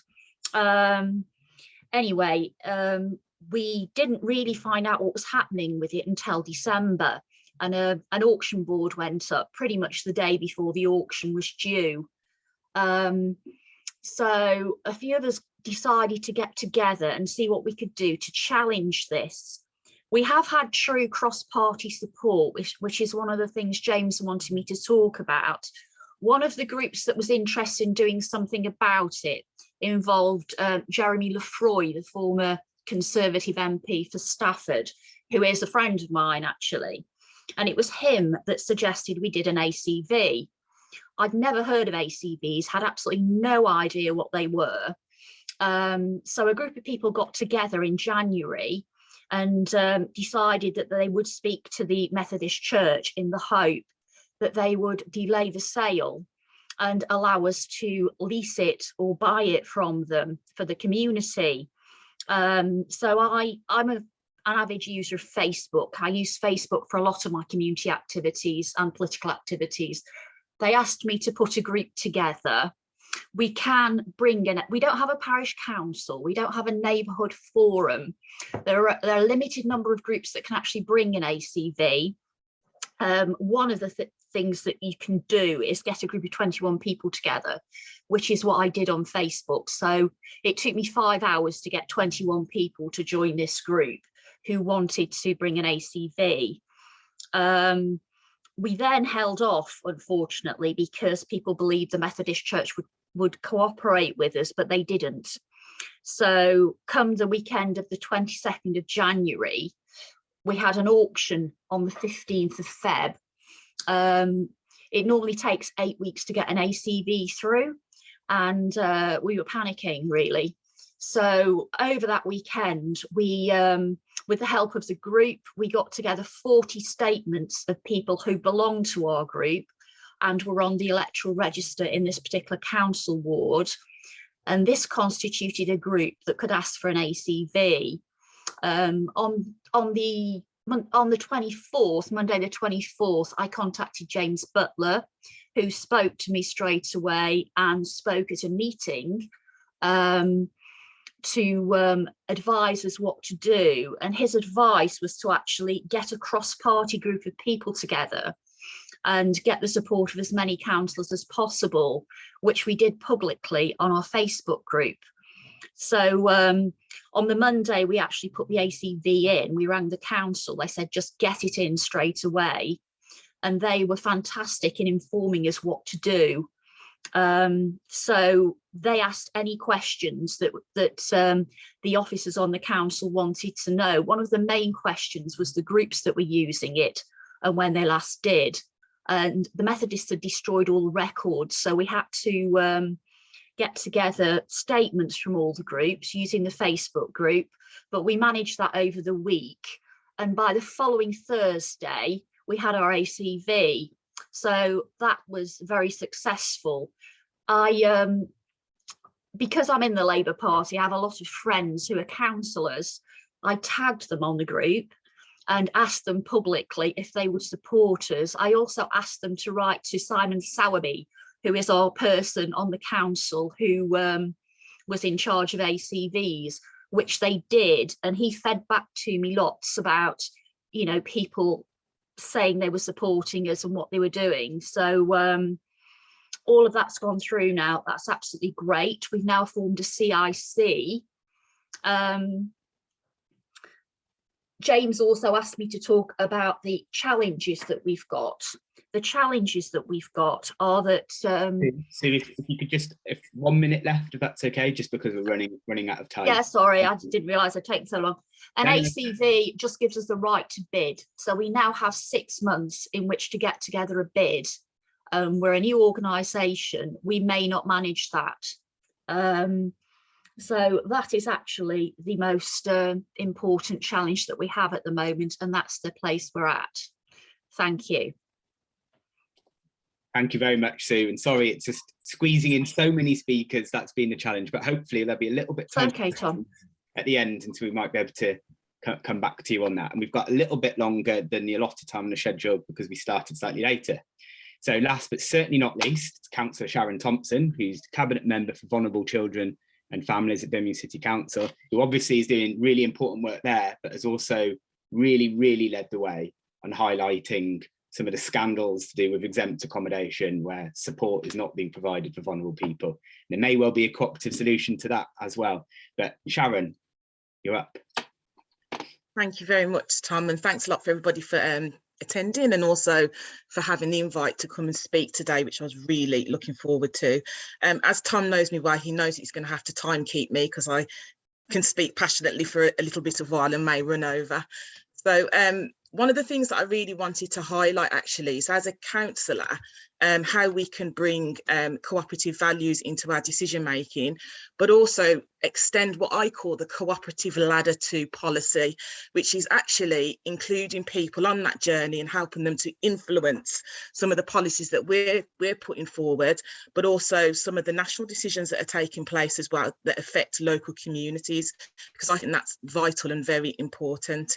So at the moment, I am the Cabinet Member for Vulnerable Children and Families in Birmingham, and I was formerly the Cabinet Member for Homes and Neighbourhoods just up until August last year.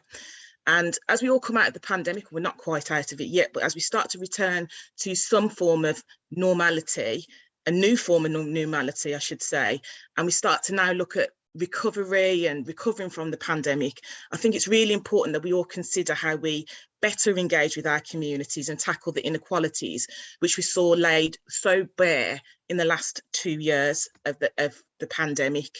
And in many ways, we saw that communities were the ones that almost stepped in, because almost like councils became quite vulnerable in their own right as we were going through the pandemic, and it was local action that was taking place from people across the city, which is very important. Within my current portfolio, I'm responsible for SEND, which is Special Educational Needs and Disabilities, and this is an area that Birmingham City Council's had quite well documented issues around over recent years. And when I took over the portfolio, one of the things that I promised to parents and carers of SEND children was that we would work with them and for them to help us to co-produce the policies and a new way of working, because we really needed to look at systemic change across the whole piece. And this isn't just something that I'm quite passionate about. I know that also my predecessor, who's also very active in the Co-op party, Kate, I know that she was very keen to make sure that moving forward that we really brought that co-production piece into the way forward and the next part of the journey when it comes to SEND within the city.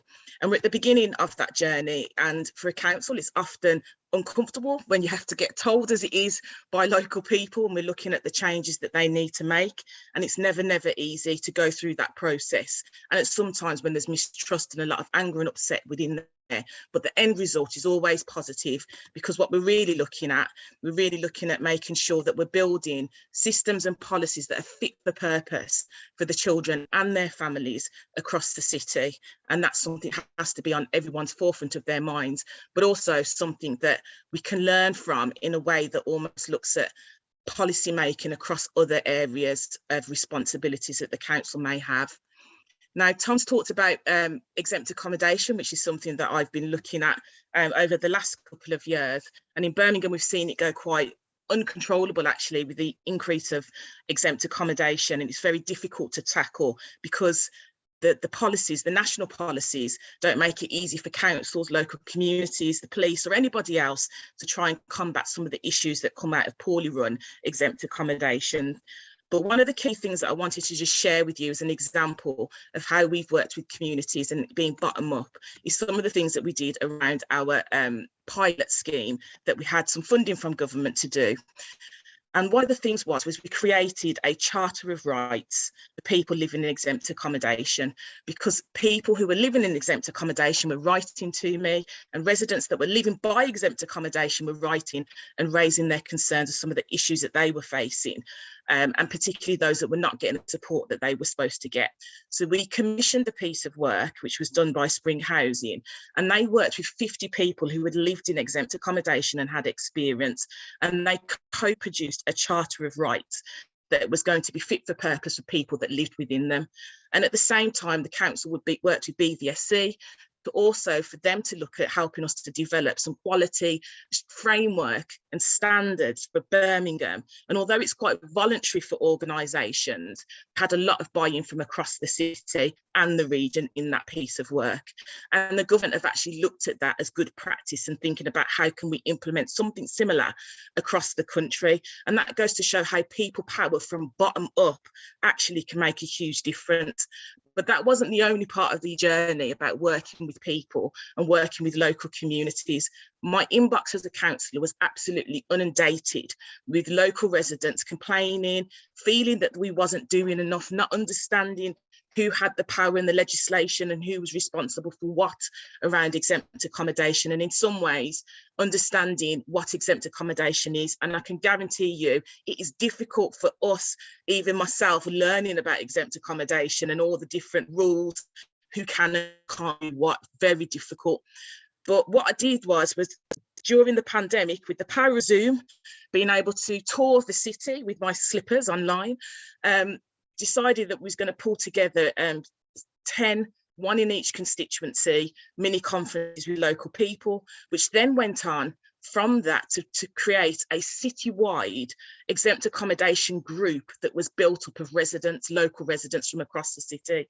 And that group wasn't just about explaining and talking about the difficulties with exempt, it was a group that really did action.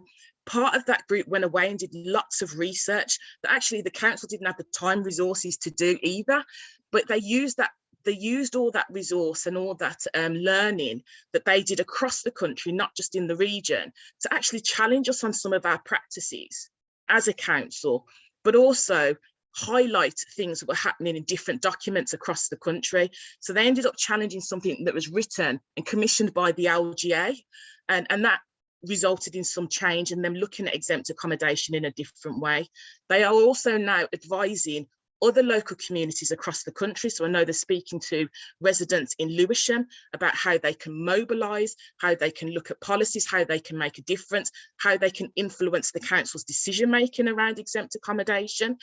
And we had a scrutiny review, which all councils have scrutiny, but within our scrutiny review, we decided to do it in coalition almost with the local community. So they gave us lots of evidence, and my colleague Carl Rice, who led on that piece of work, met with so many groups, and they gave us some of the solutions that they thought were practical from a local resident's point of view and a community's point of view. Now, all of that finding, learning, research, and actually sharing that human story helped us to develop a list of asks that was co-designed by local people who were living in exempt accommodation or living on roads where it existed, also the council, also the police. There were so many people that got involved with this different piece of agency, and we came together with a comprehensive list of policy changes that need to happen nationally, and actually things that we needed to do here in Birmingham about the way that we work with local communities, but also address some of those needs. And that list of recommendations has now been adopted, not just by the council, but has also gone towards contributing towards a national letter that has gone off to the government, signed by 41 organisations from voluntary groups and many other groups like that. And that's going to help to influence the national thinking. The community group said, okay, it's great Birmingham City Council being passionate about it, but what are you doing about trying to change the government's mind? And that's why I helped myself and others wrote to Clive Betts and asked for a select committee to take place, and that's taking place at the moment. They're gathering evidence and will be coming to Birmingham for some of the evidence gathering. And our local MPs have been absolutely by the sides of communities and the council on this issue. And in my ward, there was a exempt accommodation property that was causing so many problems, and they weren't supporting people. And through Preet Gill and local communities, we managed to get that shut down, and the site's now going to get used for something completely different.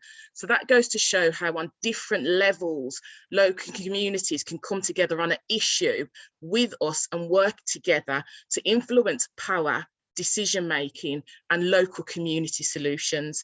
And I'll stop there. I tried to speak really quickly, Tom, because I knew you was going to tell me about the time. That was very, very good. Perfect. So thanks for that. And so now that gives us just a little bit of time for questions, because I gather that we can go over 11:45 just a bit, because we really want to hear from people here.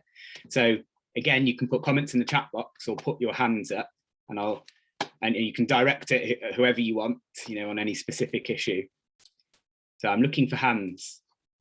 You use the reactions button, in case you don't know, because they seem to move around the hand up function all the time. Any questions? Or is anything coming to the right? Got Andy Boys. Yes, can you hear me? Yes. Okay. As ever with the Co-operative Party, and I've been a member for 2 years. It's inspirational what's happening, and the community power contribution, the booklet, pamphlet, is amazing. I've got a specific question. I happen to live in Walsall, and I'm finding it incredibly difficult to get traction with Labour Party members and others around cooperatives and the value and what they can bring. It's variously a problem. I'm called a supporter of David Cameron's Big Society, or an apologist for the Conservatives. I don't know whether directly now, but at some stage in the future, I'd really welcome somebody locally to join a meeting where we might share some of the principles and practice. Okay, thanks, Andy. We'll go to Susan's question as well, and then we'll open it up to anybody who wants to take Andy and Susan's question, and then we'll do it that way. So Susan next. Yeah, thanks, Tom. I'm Sue Woodward. I'm a member of the Labour Party in Lichfield CLP and a long-standing member of the Co-operative Party. And I think cooperatives' time has now come, and I completely agree with what Andy has just said, that there's perhaps a misunderstanding about what cooperation means. It's not a question really, Tom, it's just to commend to all of the people here who are councillors, the Cooperative Councils Innovation Network, whether you're an opposition group, a group in control, whether you're a top tier unitary or a parish council like the one that I lead in Burntwood, you can join the Cooperative Councils Innovation Network and get lots of support and ideas and advice and influence too about making sure that we move forward as much as possible in developing cooperatives. Can I also just commend a wonderful cooperative initiative in my own patch, which is called Spark. This is a group of parents who took over a children's centre that was being closed by the county council. Go and have a look at their website, www.sparkburntwood.co.uk, or just Google Spark Burntwood and you'll see the wonderful things that are happening. The outcomes for children are far, far better than they ever were as a council-led children's centre. Even though we all campaigned and were horrified when Sure Start centres were being closed, a parent-led, genuinely community-based operation like this has had massive impacts in Burntwood. Thanks, Tom. Thanks very much on that. And just your last comment there just really resonates with what I saw with that project in Wolverhampton. Sure Start has had amazing impacts, as is shown by the long-term evidence, but it could be so much more. And who was it missing out because it didn't have that true community buy-in? So that's really interesting. So encourage people to look at that. Now, did anyone want to take on Andy's question about opportunities for influencing and sharing best practice in Walsall or just across the region potentially. Anybody on the panel? I mean, just to say from my side, I'd be open-minded to exploring it, because, you know, we do have West Midlands footprints organisations. You know, we've got the combined authority, we've got, you know, the Police and Crime Commission office. I mean, even internally, we held a special roundtable, which I think Phil Beardmore attended, with West Midlands Police to help them understand the cooperative sector in terms of their procurement and what the opportunities would be for really good social value procurement. So I think there's more opportunities. I can see Phil's hand up, so he might be coming to offer something on that. Well, my suggestion would be take them, if you meet people in the Labour Party that think that co-ops are somehow not a good idea, then do they have any recent actual experience of co-ops? Have they been to see, you know, one of the housing co-ops that Carl works within Redditch, or one of the worker co-ops in Sturchley? So, you know, can you persuade them to go and see those? I think the other thing it's worth saying is that co-ops have been around for a lot longer than David Cameron. I mean, yeah, it's true that the Conservative Party flirted with co-ops for a while, but you know, the cooperative movement has been around for a long time before then, and he's you know, independently of what David Cameron thought for a period of time. Thanks, Phil. And I'll just go on to Lisa in a second, but just to note, John Boyle has put in the chat that party officers can come to speak to Labour CLPs based on availability, of course, to kind of share best practice. I think Phil's spot on. There's nothing more persuasive to anybody than seeing things with your own eyes, because it bridges that gap between theory to really understanding what it is it's achieving. So those opportunities are what we really need. Lisa. Again, I'm more than happy to always come out to a Labour Party CLP and share some of the thinking about what I've certainly learned by being part of tours as a cooperative coming from a Labour council. Equally to challenge some of these things, because yeah, big society did give in many ways sort of voluntary action, cooperative action, a bad name. But again, one thing was in my old ward, what I found with big society and with citizens and volunteers is they will serve the things that interest them. And what that always meant was the great and the good of Moseley ensured that things were done to serve the great and the good of Moseley, whilst North Moseley, my poorest area, was always left alone. So the importance of the Labour movement championing communities and shifting power is something we've got to grasp. And when you have a council leader like Mike Bird, who is the most top-down, authoritarian, repulsive individual you probably have the misfortune to actually have to engage with, I actually think you have a real opportunity of setting out a different housing vision. And I'm sure Carl will say there is a major opportunity with cooperative housing in Walsall. You have the factory, you have the expertise in what Carl has set up. There are huge job opportunities for the Black Country. And at the moment, Walsall's really at risk with a transition. Unless Walsall Council starts to think sensibly how it transitions the supply chain and some of those jobs, there is a real risk. And actually collaborating and cooperating is definitely the way forward.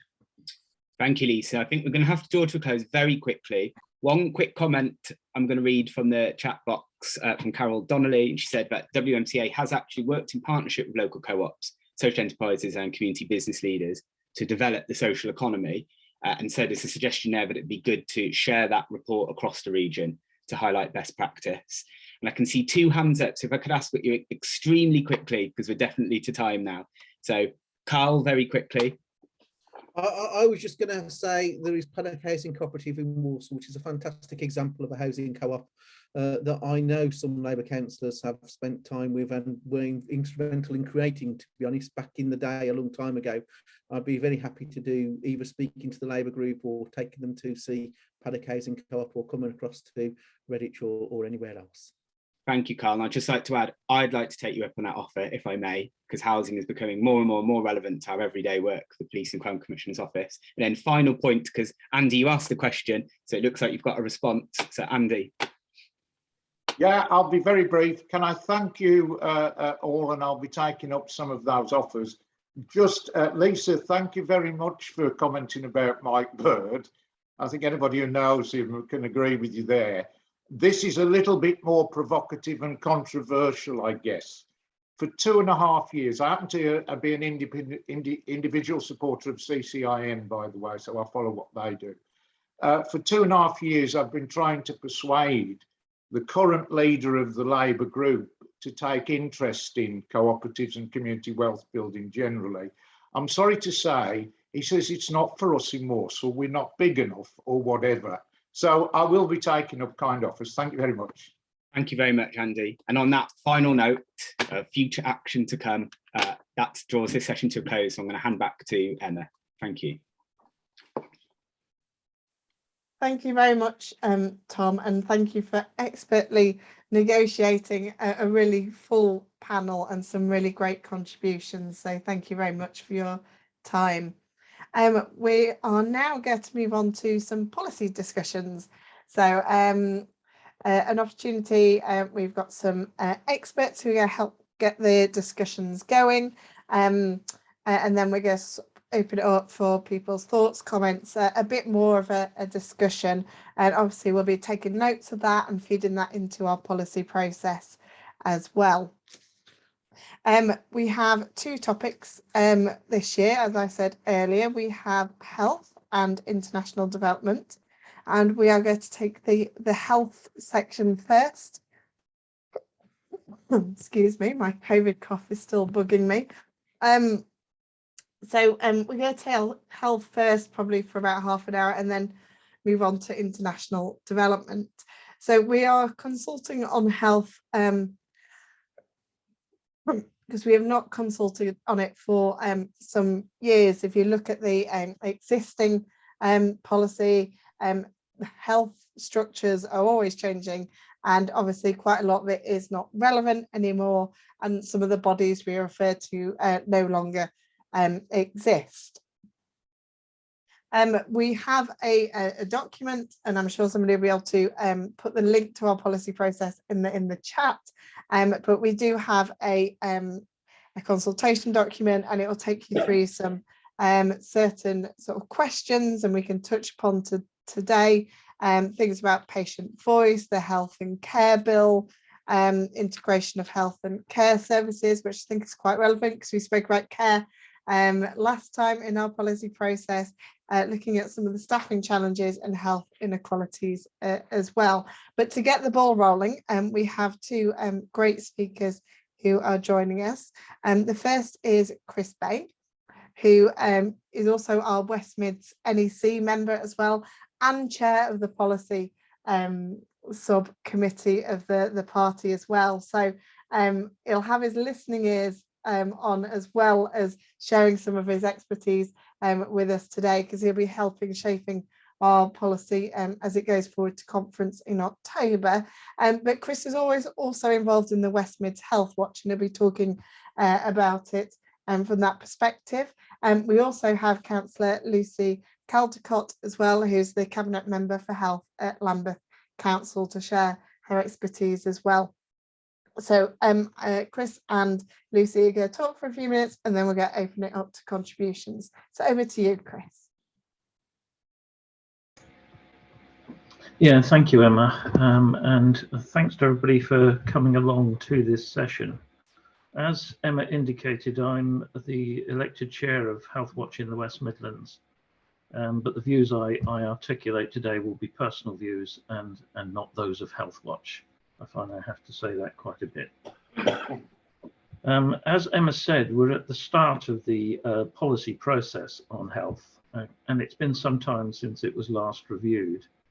And in that time, we've seen a wholesale restructure of the NHS, driven by the Health and Social Care Act of 2012. That was described as the biggest change in the NHS since 1948, so it seems the right time for us to be looking at our policy. The emergence of bodies such as clinical commissioning groups, Health and Wellbeing Board, the move of public health into local government, and NHS England and NHS Improvement are products of that sort of process, and we need to respond to them. We've also, I was noting, had a few secretaries of state in that time, and I'm not clear on my own mind whether Matt Hancock or Sajid Javid was most unsuited for the role of Secretary of State. I think there's some dispute there. But despite all of those changes and all of those good intentions, people are still calling us with huge problems around access to general practice, around access to NHS dentistry, health inequalities, both in terms of service provision and health outcomes, are enormous, and they were actually made worse by the pandemic. And they seem largely to be driven by who you are and where you live. And there are other issues such as waiting lists in assessments, diagnostics, and treatment, not to mention the erosion of community-based mental health services. Now, the government is blaming the pandemic for a lot of this, but it is clear that the problems were there long before the pandemic. The pandemic has simply brought them into much sharper relief. The problem for me is business as usual. More than a decade of austerity has eroded the ability of both the NHS and social care to respond to the challenges of the pandemic. It's now also making it much harder to deal with the legacies of the pandemic. And I would also argue that the involvement of the private sector in care delivery has not been the silver bullet that some in the government believed it would be. And in some cases, I think it's added to the difficulties. And I offer the test and trace service as an example of that. So many of these issues arose from business as usual. And I would say that we, as a party, must resist the urge to rush back to normality. What we need to do is to create a new normal where services really do focus on the needs of the individual. And I was inspired by some of the earlier contributions about community power. I think it offers us a blueprint for a new normal. And indeed, I see it as an antidote to business as usual. Conference, my feel is that I wonder where the humanity is in all of this. Health and social care services are the most intimate, the most personal, and the most human of things that one person can do for another. And when you try to deliver those most sensitive of services on an industrial scale with too few resources, the results, I suggest, are inevitable. It results and is resulting in a damaging chaos that impacts so much on the well-being, not just of the person receiving the service, but quite often on the people delivering it as well. Some people have suggested that more money is the answer, an injection of resources, but I would say that simply putting in more money will not be enough to fix all of the structural and cultural problems that exist in health and social care. Those systems are broken. Having said that, more funding is needed if any kind of transformation is ever to be achieved. This government seems to be ignoring the age-old advice that you cannot integrate your way out of a financial crisis. The Health and Care Bill and its development of integrated care systems, well, this has been in development for many years. They are geographically based partnerships that grew out of the sustainability and transformation plans. Some people describe them as the STP on steroids. And they're supposed to herald a move away from competition and towards collaboration, and hopefully removing some of the artificial barriers between health services and social care services. And they're also encouraging us to work at system, place, and neighbourhood levels, and surely all of those things are needed. The proposed go-live date for integrated care systems is the 1st of July. It's now being phrased as the earliest go-live date, not the definite go-live date. But what I see from this is that the NHS system will now become more layered and complex than ever. Integrated care boards, integrated care partnerships, care collaboratives, place partnerships, primary care networks, patient and public participation groups. To me, it's an overly complex system. So my questions for the NHS would be this. I applaud the aims of the integrated care system model. But where does the patient fit into this complexity? Will we now see highly paid officers of the NHS spending all their time feeding this complex beast? And will resources be diverted from frontline care? So those are serious questions that I am putting to the NHS locally now and regionally now, and I will continue to put.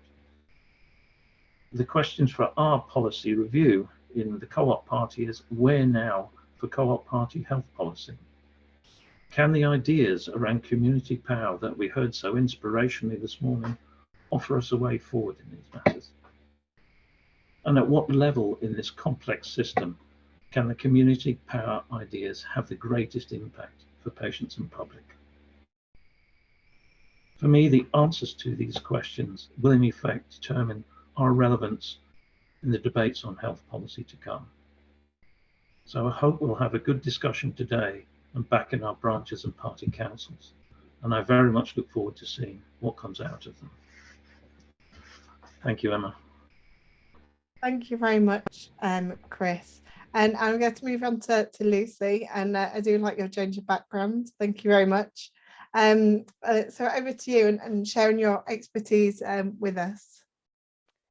Thank you so much, everyone, and what an inspirational and interesting morning we've had. Just a note on the Ukrainian flag that I've got behind me, if I move my head. I learned yesterday that the blue is for the sky and the gold is for the wheat. And I thought that was a nice thing just to share. To build on what Chris has shared, I wanted to talk a bit about the context that we're in. Then I'll come into a bit about cooperative values and then share some examples from our experience in Lambeth. And if you're wondering what I'm popping up in the Midlands, I was born and brought up in Coventry, and you can never take the Midlands out of the girl, I'm afraid. So clearly we're sort of emerging from the pandemic or trying to learn to live with it, but even though rates are still extremely high, and because they're removing free testing, we won't really know what's going on. So we're in a difficult backdrop, I think, with the pandemic. The pandemic's had a terrible impact on waiting lists. There are millions upon millions of people waiting for treatment. Some people are opting out of the NHS system if they can and paying for treatment, or even launching GoFundMes for their treatment. But of course, the most vulnerable and poorest of our people won't be able to do that. And the impact on many of our communities, residents that I speak to regularly, people are scared. Lots of people are still vulnerable. And I think, Chris, you referred to that, you know, the kind of emotional impact is immense, the impact on our mental health. The impact on social care, which has been propping things up. Particularly recently, I was in an update yesterday with my colleagues in Lambeth, supporting discharge from hospital, redeploying staff creatively, even though there's a massive recruitment crisis in the system. In Lambeth, referrals into adult social care were 20% higher in December 2021 over 2020. And this isn't a blip, this is an ongoing pressure on a system that was already creaking.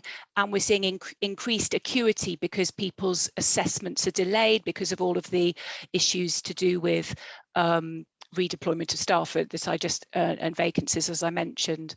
The new health and social care legislation, reorganisation into integrated care systems, it makes things, an already complicated system, even more complicated. And for people to engage with it, you know, that complexity is a massive barrier. I think it's a massive barrier for me, and I'm the cabinet lead.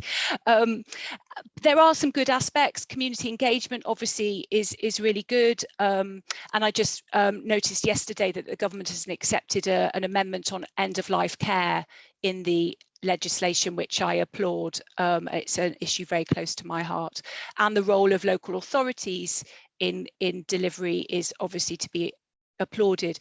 But the anxiety about further privatisation and lack of funding are large, and we must hold tight to against further privatisation. That's a red line for me.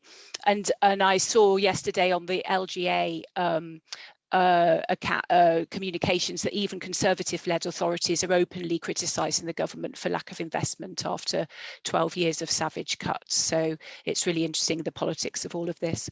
So I said I'd talk a bit about cooperative values. I think our values of sharing power and resource, those are at the very heart of our movement, but I just wanted to reflect a little bit on with whom are we sharing the power and resources. And we've got to remember that the pandemic and health inequality, there's disproportionate effect on different communities in terms of outcomes. So I think what we've got to be really mindful of is building equity into our way of working and into our policies. Who are the customers if we're talking about business? Who are the service users if we're talking about care? And who are the workers if we're talking about so it's really just thinking through who the different communities are and making sure that that levelling of the playing field is being built into what we do. I think that one of the things that we've reflected on a lot this morning is the creativity and adaptability that the pandemic, the human being, how incredible we can be, the way we just got on with it and adapted. We worked, we delivered food, we delivered medicines, we helped, we reached out, we pivoted onto online, all of those changes. It would be great to see how that can be maintained, and in the health system, things that would have taken years to negotiate in that complex moving parts that is our health and social care system was suddenly being done just like that. It was incredible to see. And I think building on the community engagement and cooperation that's gone on during the pandemic. In Lambeth, we've had a particular focus on upping the vaccination rates amongst some of our communities. So we have a relatively young community in Lambeth. We have Black African, Black Caribbean populations, Portuguese, Latinx, Eastern Europeans living amongst us. And so we've seen different take-ups of the vaccination programs amongst those communities.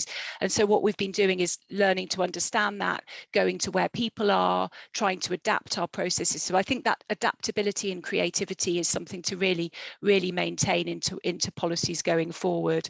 And then as we move into the new frameworks, I think building the community engagement and accountability into that. So we're actively working on that currently in Lambeth with a view to launching in July or whenever it's going to be.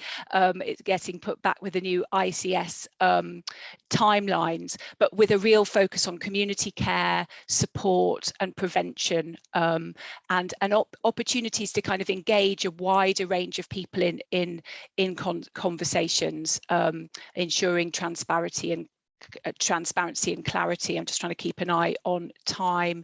I just wanted to make a point that we've really thought about in our ICS and conversations in our networks, and we're sort of building on network working already. There's a huge amount of collaboration we were already doing, so we already have a lot of trust built in with all of our partners, so we're sort of building on that.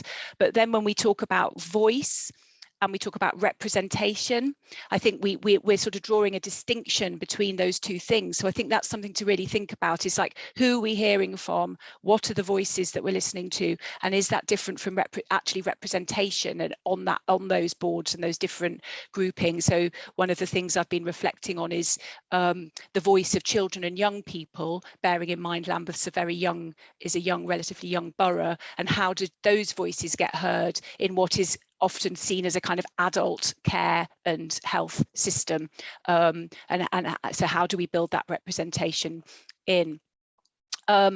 We have our neighbourhood and wellbeing work is very, very local, and that's been one of the successes that both in my ward, Stockwell ward that I represent, we were building on neighbourhood working already. Then the pandemic came and it really kind of boosted all of that activity, and we see that as a real strength going forward. So it's played a role in the pandemic in terms of food and medicines and vaccinations, and we now have a health and wellbeing bus that goes out into different communities, and it doesn't just talk about vaccinations. We deliberately didn't call it the vaccination bus, which sounded a bit sinister, but it's about kind of health and well-being, and we give advice about benefits, about blood pressure, about all sorts of things, and it's been really successful. We had a Black Health Community Day in the autumn, which is now going to be an annual event. And if you think about that, would not have happened, I don't think, without the pandemic. Everybody coming forward and saying, okay, how are we going to work together to really reach into our communities? And you've got doctors and nurses and pharmacists all working together. I think I'm coming to the end of my time, but I just wanted to play up the role of community pharmacies, because they have been a real rock in our system, and I think their role is often underplayed, and their role will become more important as we go forward with the pandemic, because there isn't a vision that we're going to be having mass vaccination hubs anymore. It's going to be done at the pharmacy level, more like flu vax and other vaccinations. So that's something I think we want to, and they're very trusted sort of anchors in our high streets often, so they're part of the community. And then I just wanted to touch on poverty, as has been mentioned with the cost of living crisis. We've got to make sure that our care workers who've really been at the forefront of shouldering a lot of the work through this time are paid well. And in Lambeth, we're implementing the ethical care framework, building on the living wage we already pay. We influence our big anchor institutions to pay well, and other employers, so that the money is in people's pockets, and particularly those care workers that have worked so hard. And just my last closing point, I just wanted to sort of talk about health and care data, which is often a bit of a, I just kind of want to get that onto the agenda as well, because that's something where, all of our health data, all of these apps, making sure that people understand how their data is being used, that we can use it for the benefit of health progress, but that is understood, because that's something that is ours. And I think if you're talking about sort of, I don't know, shared ownership, what does that mean with regard to data? So that's just something I wanted to sort of touch on it as my closing point. So I hope I haven't run it over time too much, but yeah. No, thank you. And an interesting point to leave us with about the data and obviously the ownership of that. I'm going to open it up to contributions, questions, comments. If people want to raise their hands, I'm happy to take those.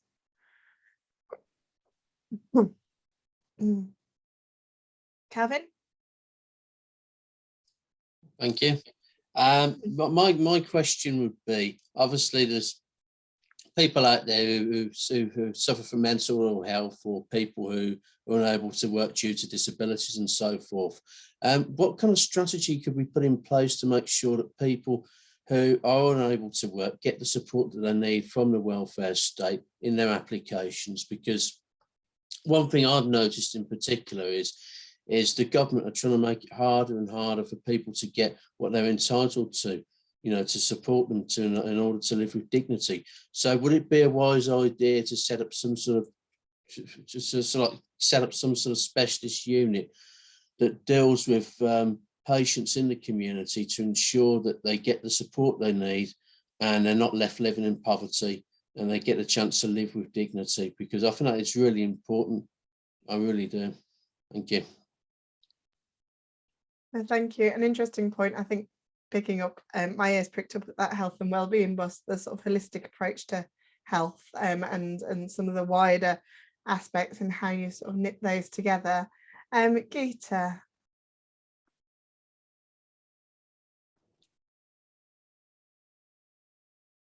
Geeta, you're on mute. If you're trying to talk, you need to unmute. That's it. Off you go. Thank you. Managed to do that. So I think in terms of kind of an overview for me, in terms of how we might influence policy going forward, is that the NHS tends to look at outputs rather than outcomes. So, it counts the number of people that go to a particular clinic, but what it doesn't do is look at, because they went to that clinic, did they gain, better health or more information or whatever that clinic is set up to do. Yeah. And I think to steer from outputs to outcomes is like the biggest challenge ever, really, within the health service. And to me, that also links with how the NHS captures protected characteristics of patients, but then more importantly, analyzes it so that because that doesn't happen. That does not happen on a routine basis. So that, if we had health and social care where people's data was actually being analyzed, and then we could get an overview of, who was coming, who was going through the system, and what the outcome was for them once they, came out of the system. And so for me, the protected characteristics are all of them, like, are you white and working class? Are you, Asian and disabled? Are you an African Caribbean and, perhaps with multiple issues? So we have the tools to be able to do it. We no longer have to have paper folders or things on cards. It's all done, if we brought our best minds to bear upon how this issue could be addressed. So I think those are the important things for me.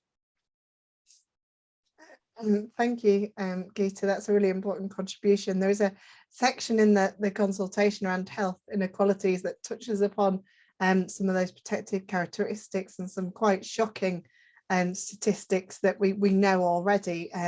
For example, on maternity deaths, that Black women are 4 times more likely to die during pregnancy. But I think you make a really good point about how we expand on that, and given that we have the core value of equality at our heart, about how we apply that to health. Are there any other contributions at all? If there isn't, is there anything else from Lucy and Chris that you want to add before we move on to our next speaker? Just to come back on Geeta's point, couldn't agree more about capturing data. And I was in a conversation with some Lambeth GPs the other day, because they actually struggle with this, because the options they're given are based on outdated ONS census categories. So they're given kind of tick boxes to use, which don't capture the full range of people that they might need. So for example, the example that the colleague gave was that for a Filipino person would be captured, marked as different things depending on what the person ticking the box thought, I guess. So that is a real issue in terms of then measuring what's going on. And you make such a valid point about the intersectionality of the different. So then once you've got the data right, you then have to look at the way things work together.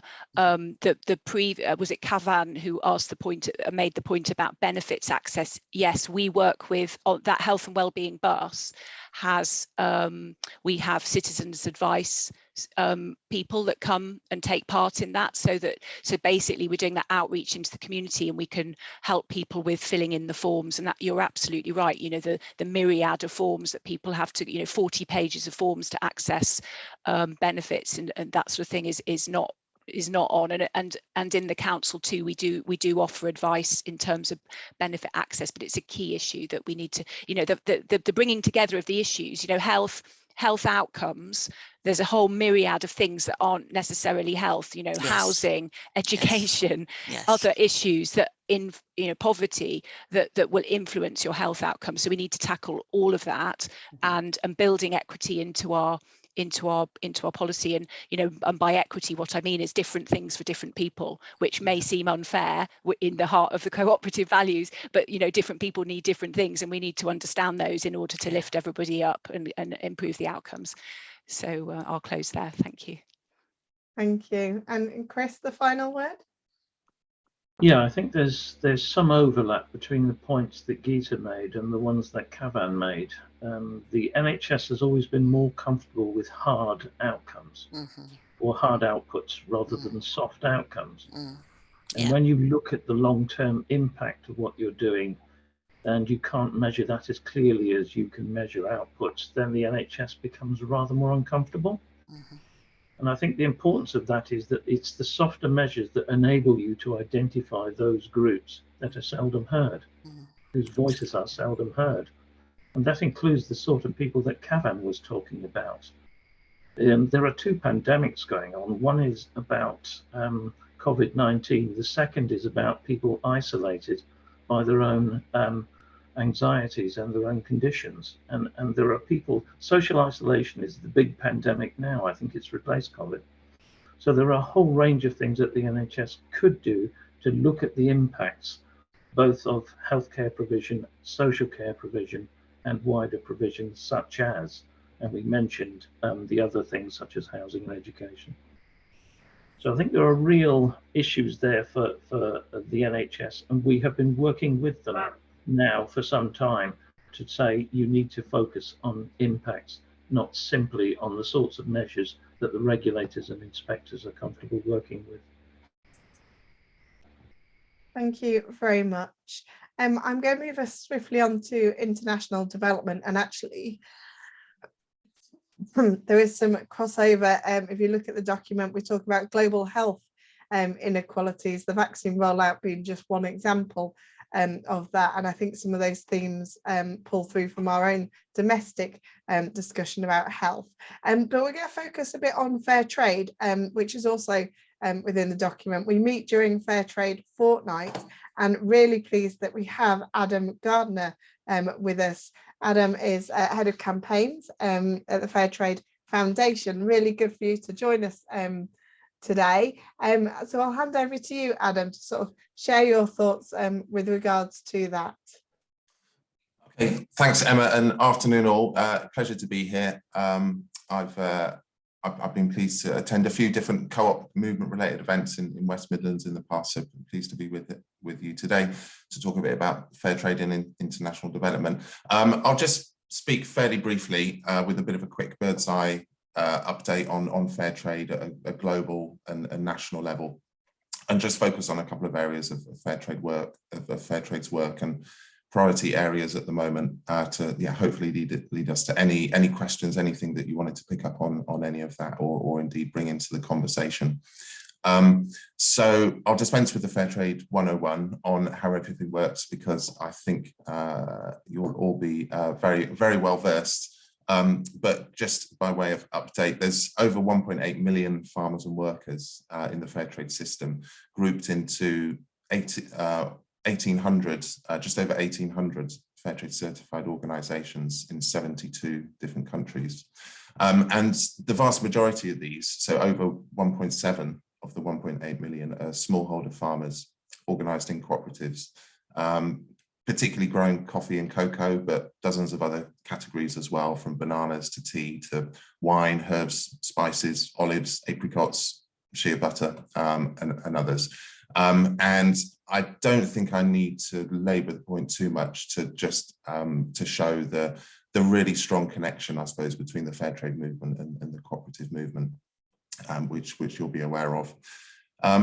So yeah, top line, over the last few years, fair trade sales globally have been growing steadily. In 2019, the sort of last year that I've got really robust data for, generating over £170 million of fair trade premium paid directly to those cooperatives, in the case of smallholder farmer majority, to spend on the priorities of their members, which they vote and decide on.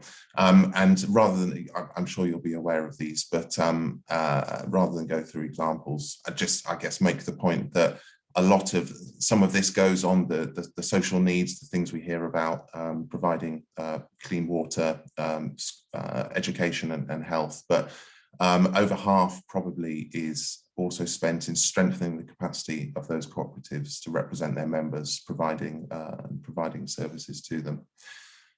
So this is on top of the fair trade minimum price, which protects farmers against the fluctuations of international commodity markets, which are sadly just not designed and too often don't function to include social and environmental costs, and deliver decent incomes, living wages, which are required to access human rights in the context of those 70 odd countries that we work in.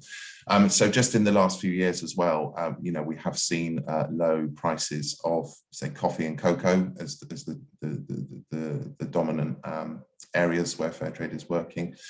So the fair trade minimum price is kicking in as well and protecting farmers as well, and is calculated to cover a sustainable cost of production.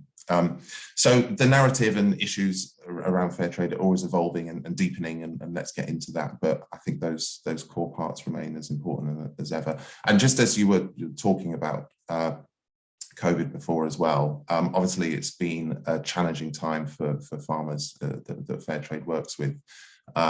So we've been responding to and managed to mobilise around 15 million euros of additional funding to work with almost 1,000 of the fair trade producer organisations across the globe, supporting them, working with them in a variety of ways.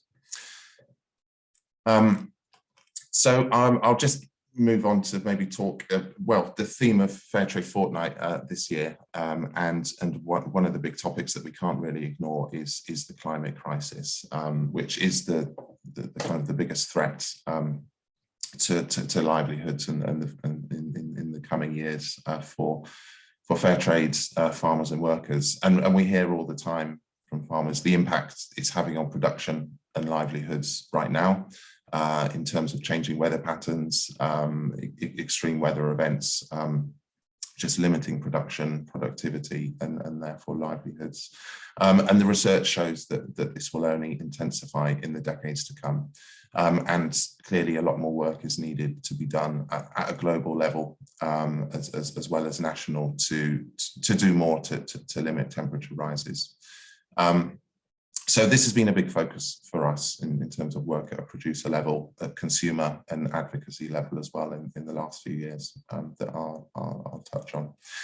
I mean, I guess quickly again on sort of fair trade products and markets, and coming back to the UK, I mentioned a steady growth in sales globally, and a few challenges that the pandemic has brought in terms of lockdowns and closures of cafes and restaurants. But what I've seen is at the same time, people are still choosing fair trade in supermarkets and in the retail space. So broadly seems to be sort of balancing out and holding up. And of course, all the fair trade impact relies on people choosing it. And the Co-op Group's 2021 Ethical Consumerism Report found a 14% increase in fair trade sales in 2020 during the pandemic. So reasons to be optimistic there. And lots of sort of ongoing commitments from various commercial partners, including the Co-op again, who you might have seen this fortnight have switched all South African wine to be fair trade, and various others from other partners, the likes of Waitrose, Greggs, also Lidl and Aldi, really growing their commitments to fair trade. And consumer attitudes seem to be heading in the right direction. Obviously, there's a lot of awareness of fair trade now, but we can't really take it for granted. More and more people are starting to join the dots between climate justice, global inequality, and fairer trade. But the majority are still not making all of those links and choosing fair trade as an action in that context. So we do have more work to do to sort of deepen the awareness and understanding of how these issues impact farmers. I mean, fair trade products is what we're mostly known for, but I would just like to touch on sort of other work going on within the fair trade system. I think it's quite relevant. So in terms of the other sort of programs and partnerships which are going on, because I mean, honestly, we won't meet our vision and mission. We won't meet the scale of the challenge of unfair trade and the climate crisis by certifying every product. We need to do more and go faster. And there are deep-rooted and systemic issues holding back progress towards living incomes and wages and decent livelihoods for farmers. So over the past decade, really, the fair trade system has developed more and more programs and projects specifically targeting some of these intractable issues. They speak really to the important role of producer networks as well. So there are 3 continental fair trade producer networks which have been growing in strength and power and representing all the different cooperatives across Africa, Asia, Pacific, and Latin America and the Caribbean. And across sort of dozens of programs and projects, really mobilising tens of millions more in additional funding from governments, from companies and other institutional donors to really run farmer-centric projects.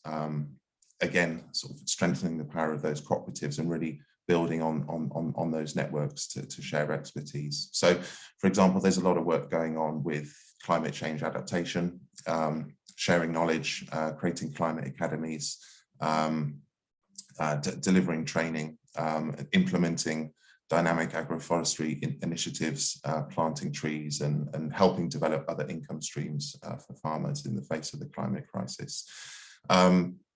Targeted interventions as well to try and pilot and demonstrate how living wages and living incomes can be achieved for farmers, for example, in banana and cocoa settings, to try and show to the market that you can achieve decent livelihoods and the market sort of doesn't fall over, and there doesn't need to be a massive increase in consumer prices either. If we actually sort of target interventions properly, and those who are actually the ones reaping rewards of international trade properly invest in those solutions. Other things going on as well, looking at kind of gender inequality, the specific role of empowering women farmers through fair trade as well. And I can speak more to any of that if it's of interest. So I suppose finally, because I think I'm hitting my time, I said before, climate's been a big focus for us. So we had a strong presence at COP26, really led by farmer representatives from across the networks. Our advocacy was based on an open letter, which was written on behalf of all those 1.8 farmers and workers in the fair trade system, backed up by companies signing a business pledge and over 33,000 citizens adding their support. The headline of that was calling for fair climate finance, which needs to reach farmers now. There's the $100 billion per year commitment that is, over a decade years old now, and a good few years overdue. And just sort of positioning the work that fair trade farmers are already doing as some of the solutions that this money needs to be invested in, and to just really ensure that that money doesn't disappear and actually reaches farmers and workers for the adaptation work, not just the mitigation and bringing emissions down, as important as that is, but actually supporting farmers to adapt, as well as the need to use other tools like trade policy and trade rules to incentivize low carbon and fair trade. So yeah, closing thoughts.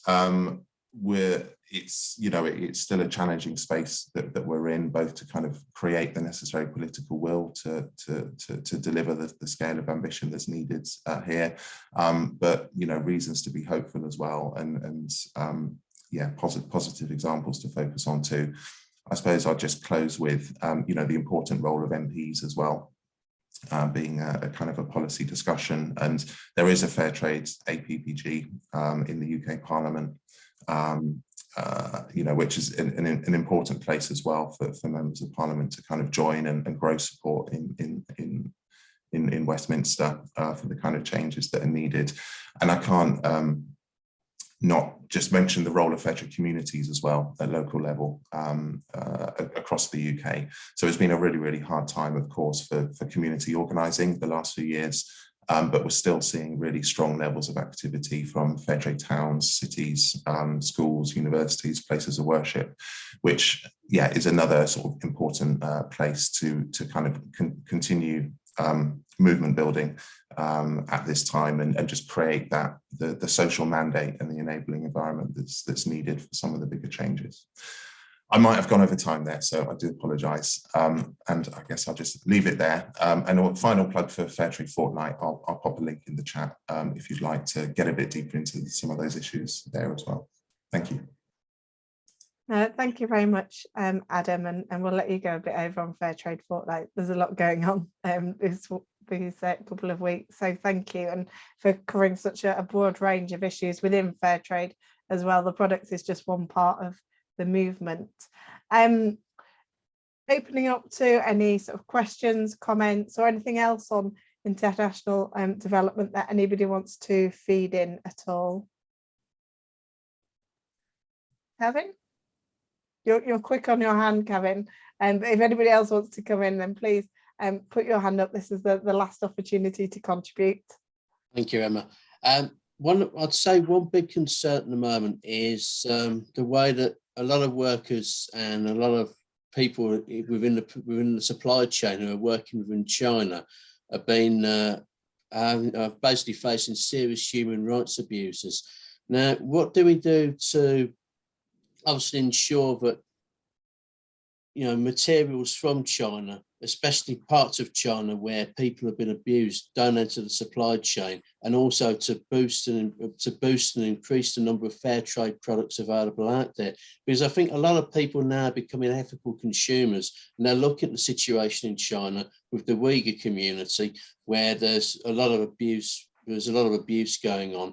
And I think really people are sort of like begin to open their eyes and wake up and see that there's, you know, a lot of problems there. I mean, yes, people are getting goods through into this country at a cheaper rate because they've been made over there, but you've also got to take into account the human costs of the gross human rights violations that are occurring in China, and also the way that's affecting industry around the world. You know, in the fact that I'll wrap up quickly. You know, in the fact that, you know, industry globally has been affected. I mean, we've seen our manufacturing base in this country decimated. We've seen the manufacturing base in Europe significantly reduced. And I think that ethical consumerism is something that could really take off to be a real driving force, you know, a real force for good in actually relocating those industries from China and other countries with oppressive regimes into places where people are actually going to be treated with dignity, respect, and, you know, the courtesy that they deserve. So yeah, that's my take on that. No, thank you very much, Kevin, and an interesting point about China. Any other contributions? If not, Adam, I'll be really interested to hear your thoughts on that and the wider sort of ethical consumerism. Is that all right? Yeah, absolutely. Well, firstly on China, fair trade doesn't do a huge amount of work in China. I think because of the underlying, it's very hard for fair trade standards to be applied in China because, you know, one of the requirements, for example, is you know, freedom of association for workers. And it makes it very, very hard then for organisations in that in the context operating there to become fair trade. So honestly, we don't have a huge amount of work going on. I think there's just a little bit of smallholder farming, tea farming coming out of China as fair trade on a very low level. So I'm perhaps a little bit out of my remit to comment too much on that. But, you know, totally agree. I think it's the combination of you know, public visibility of those issues, and there are other organisations, I think, who are more actively working and can sort of share those stories to reach, grow public awareness and some kind of action on that. And, you know, in terms of the worker rights abuses and human rights violations, perhaps there are other organisations, you know, more involved with that than us, to be honest. But, you know, it points as well to, you know, your other point around the need to grow ethical consumerism. And I think I think that the sort of the cooperative movement as a whole has a, you know, a real important role to play in this, and it is playing, actually. And it's one way that we go beyond the sort of, can I say, superficial sort of awareness that people have of fair trade to actually make it real.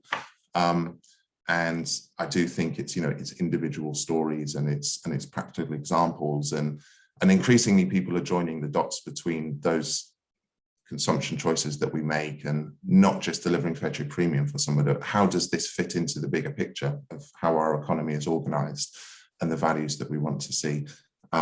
So I think the kind of cooperative story in that is an important kind of route to take people to make things real and connect to those broader values.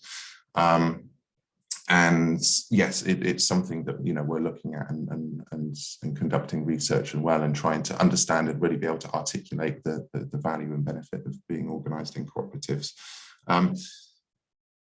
Yeah, beyond that, I think it's keeping positive and not being too depressed, I suppose, by the scale of the challenge, and accepting that we can't do everything at once, but there are practical things that we can do. And something within fair trade we do is try and just focus on raising the voices of farmers to tell their stories as well. So it's not just always people like me going around saying, oh, isn't fair trade great, you should buy it, here's the fair trade premium, so much better. And one of the pleasures I've had at fair trade is organising producer visits and producer tours, where we invite farmers across and they connect with communities and activists in this country. And that's been more challenging the last couple of years, but I think actually sharing, just creating the platform for people like me to get out of the way and have actual farmers connect with consumers and citizens here is certainly part of the solution. Sorry, I rambled on a bit there.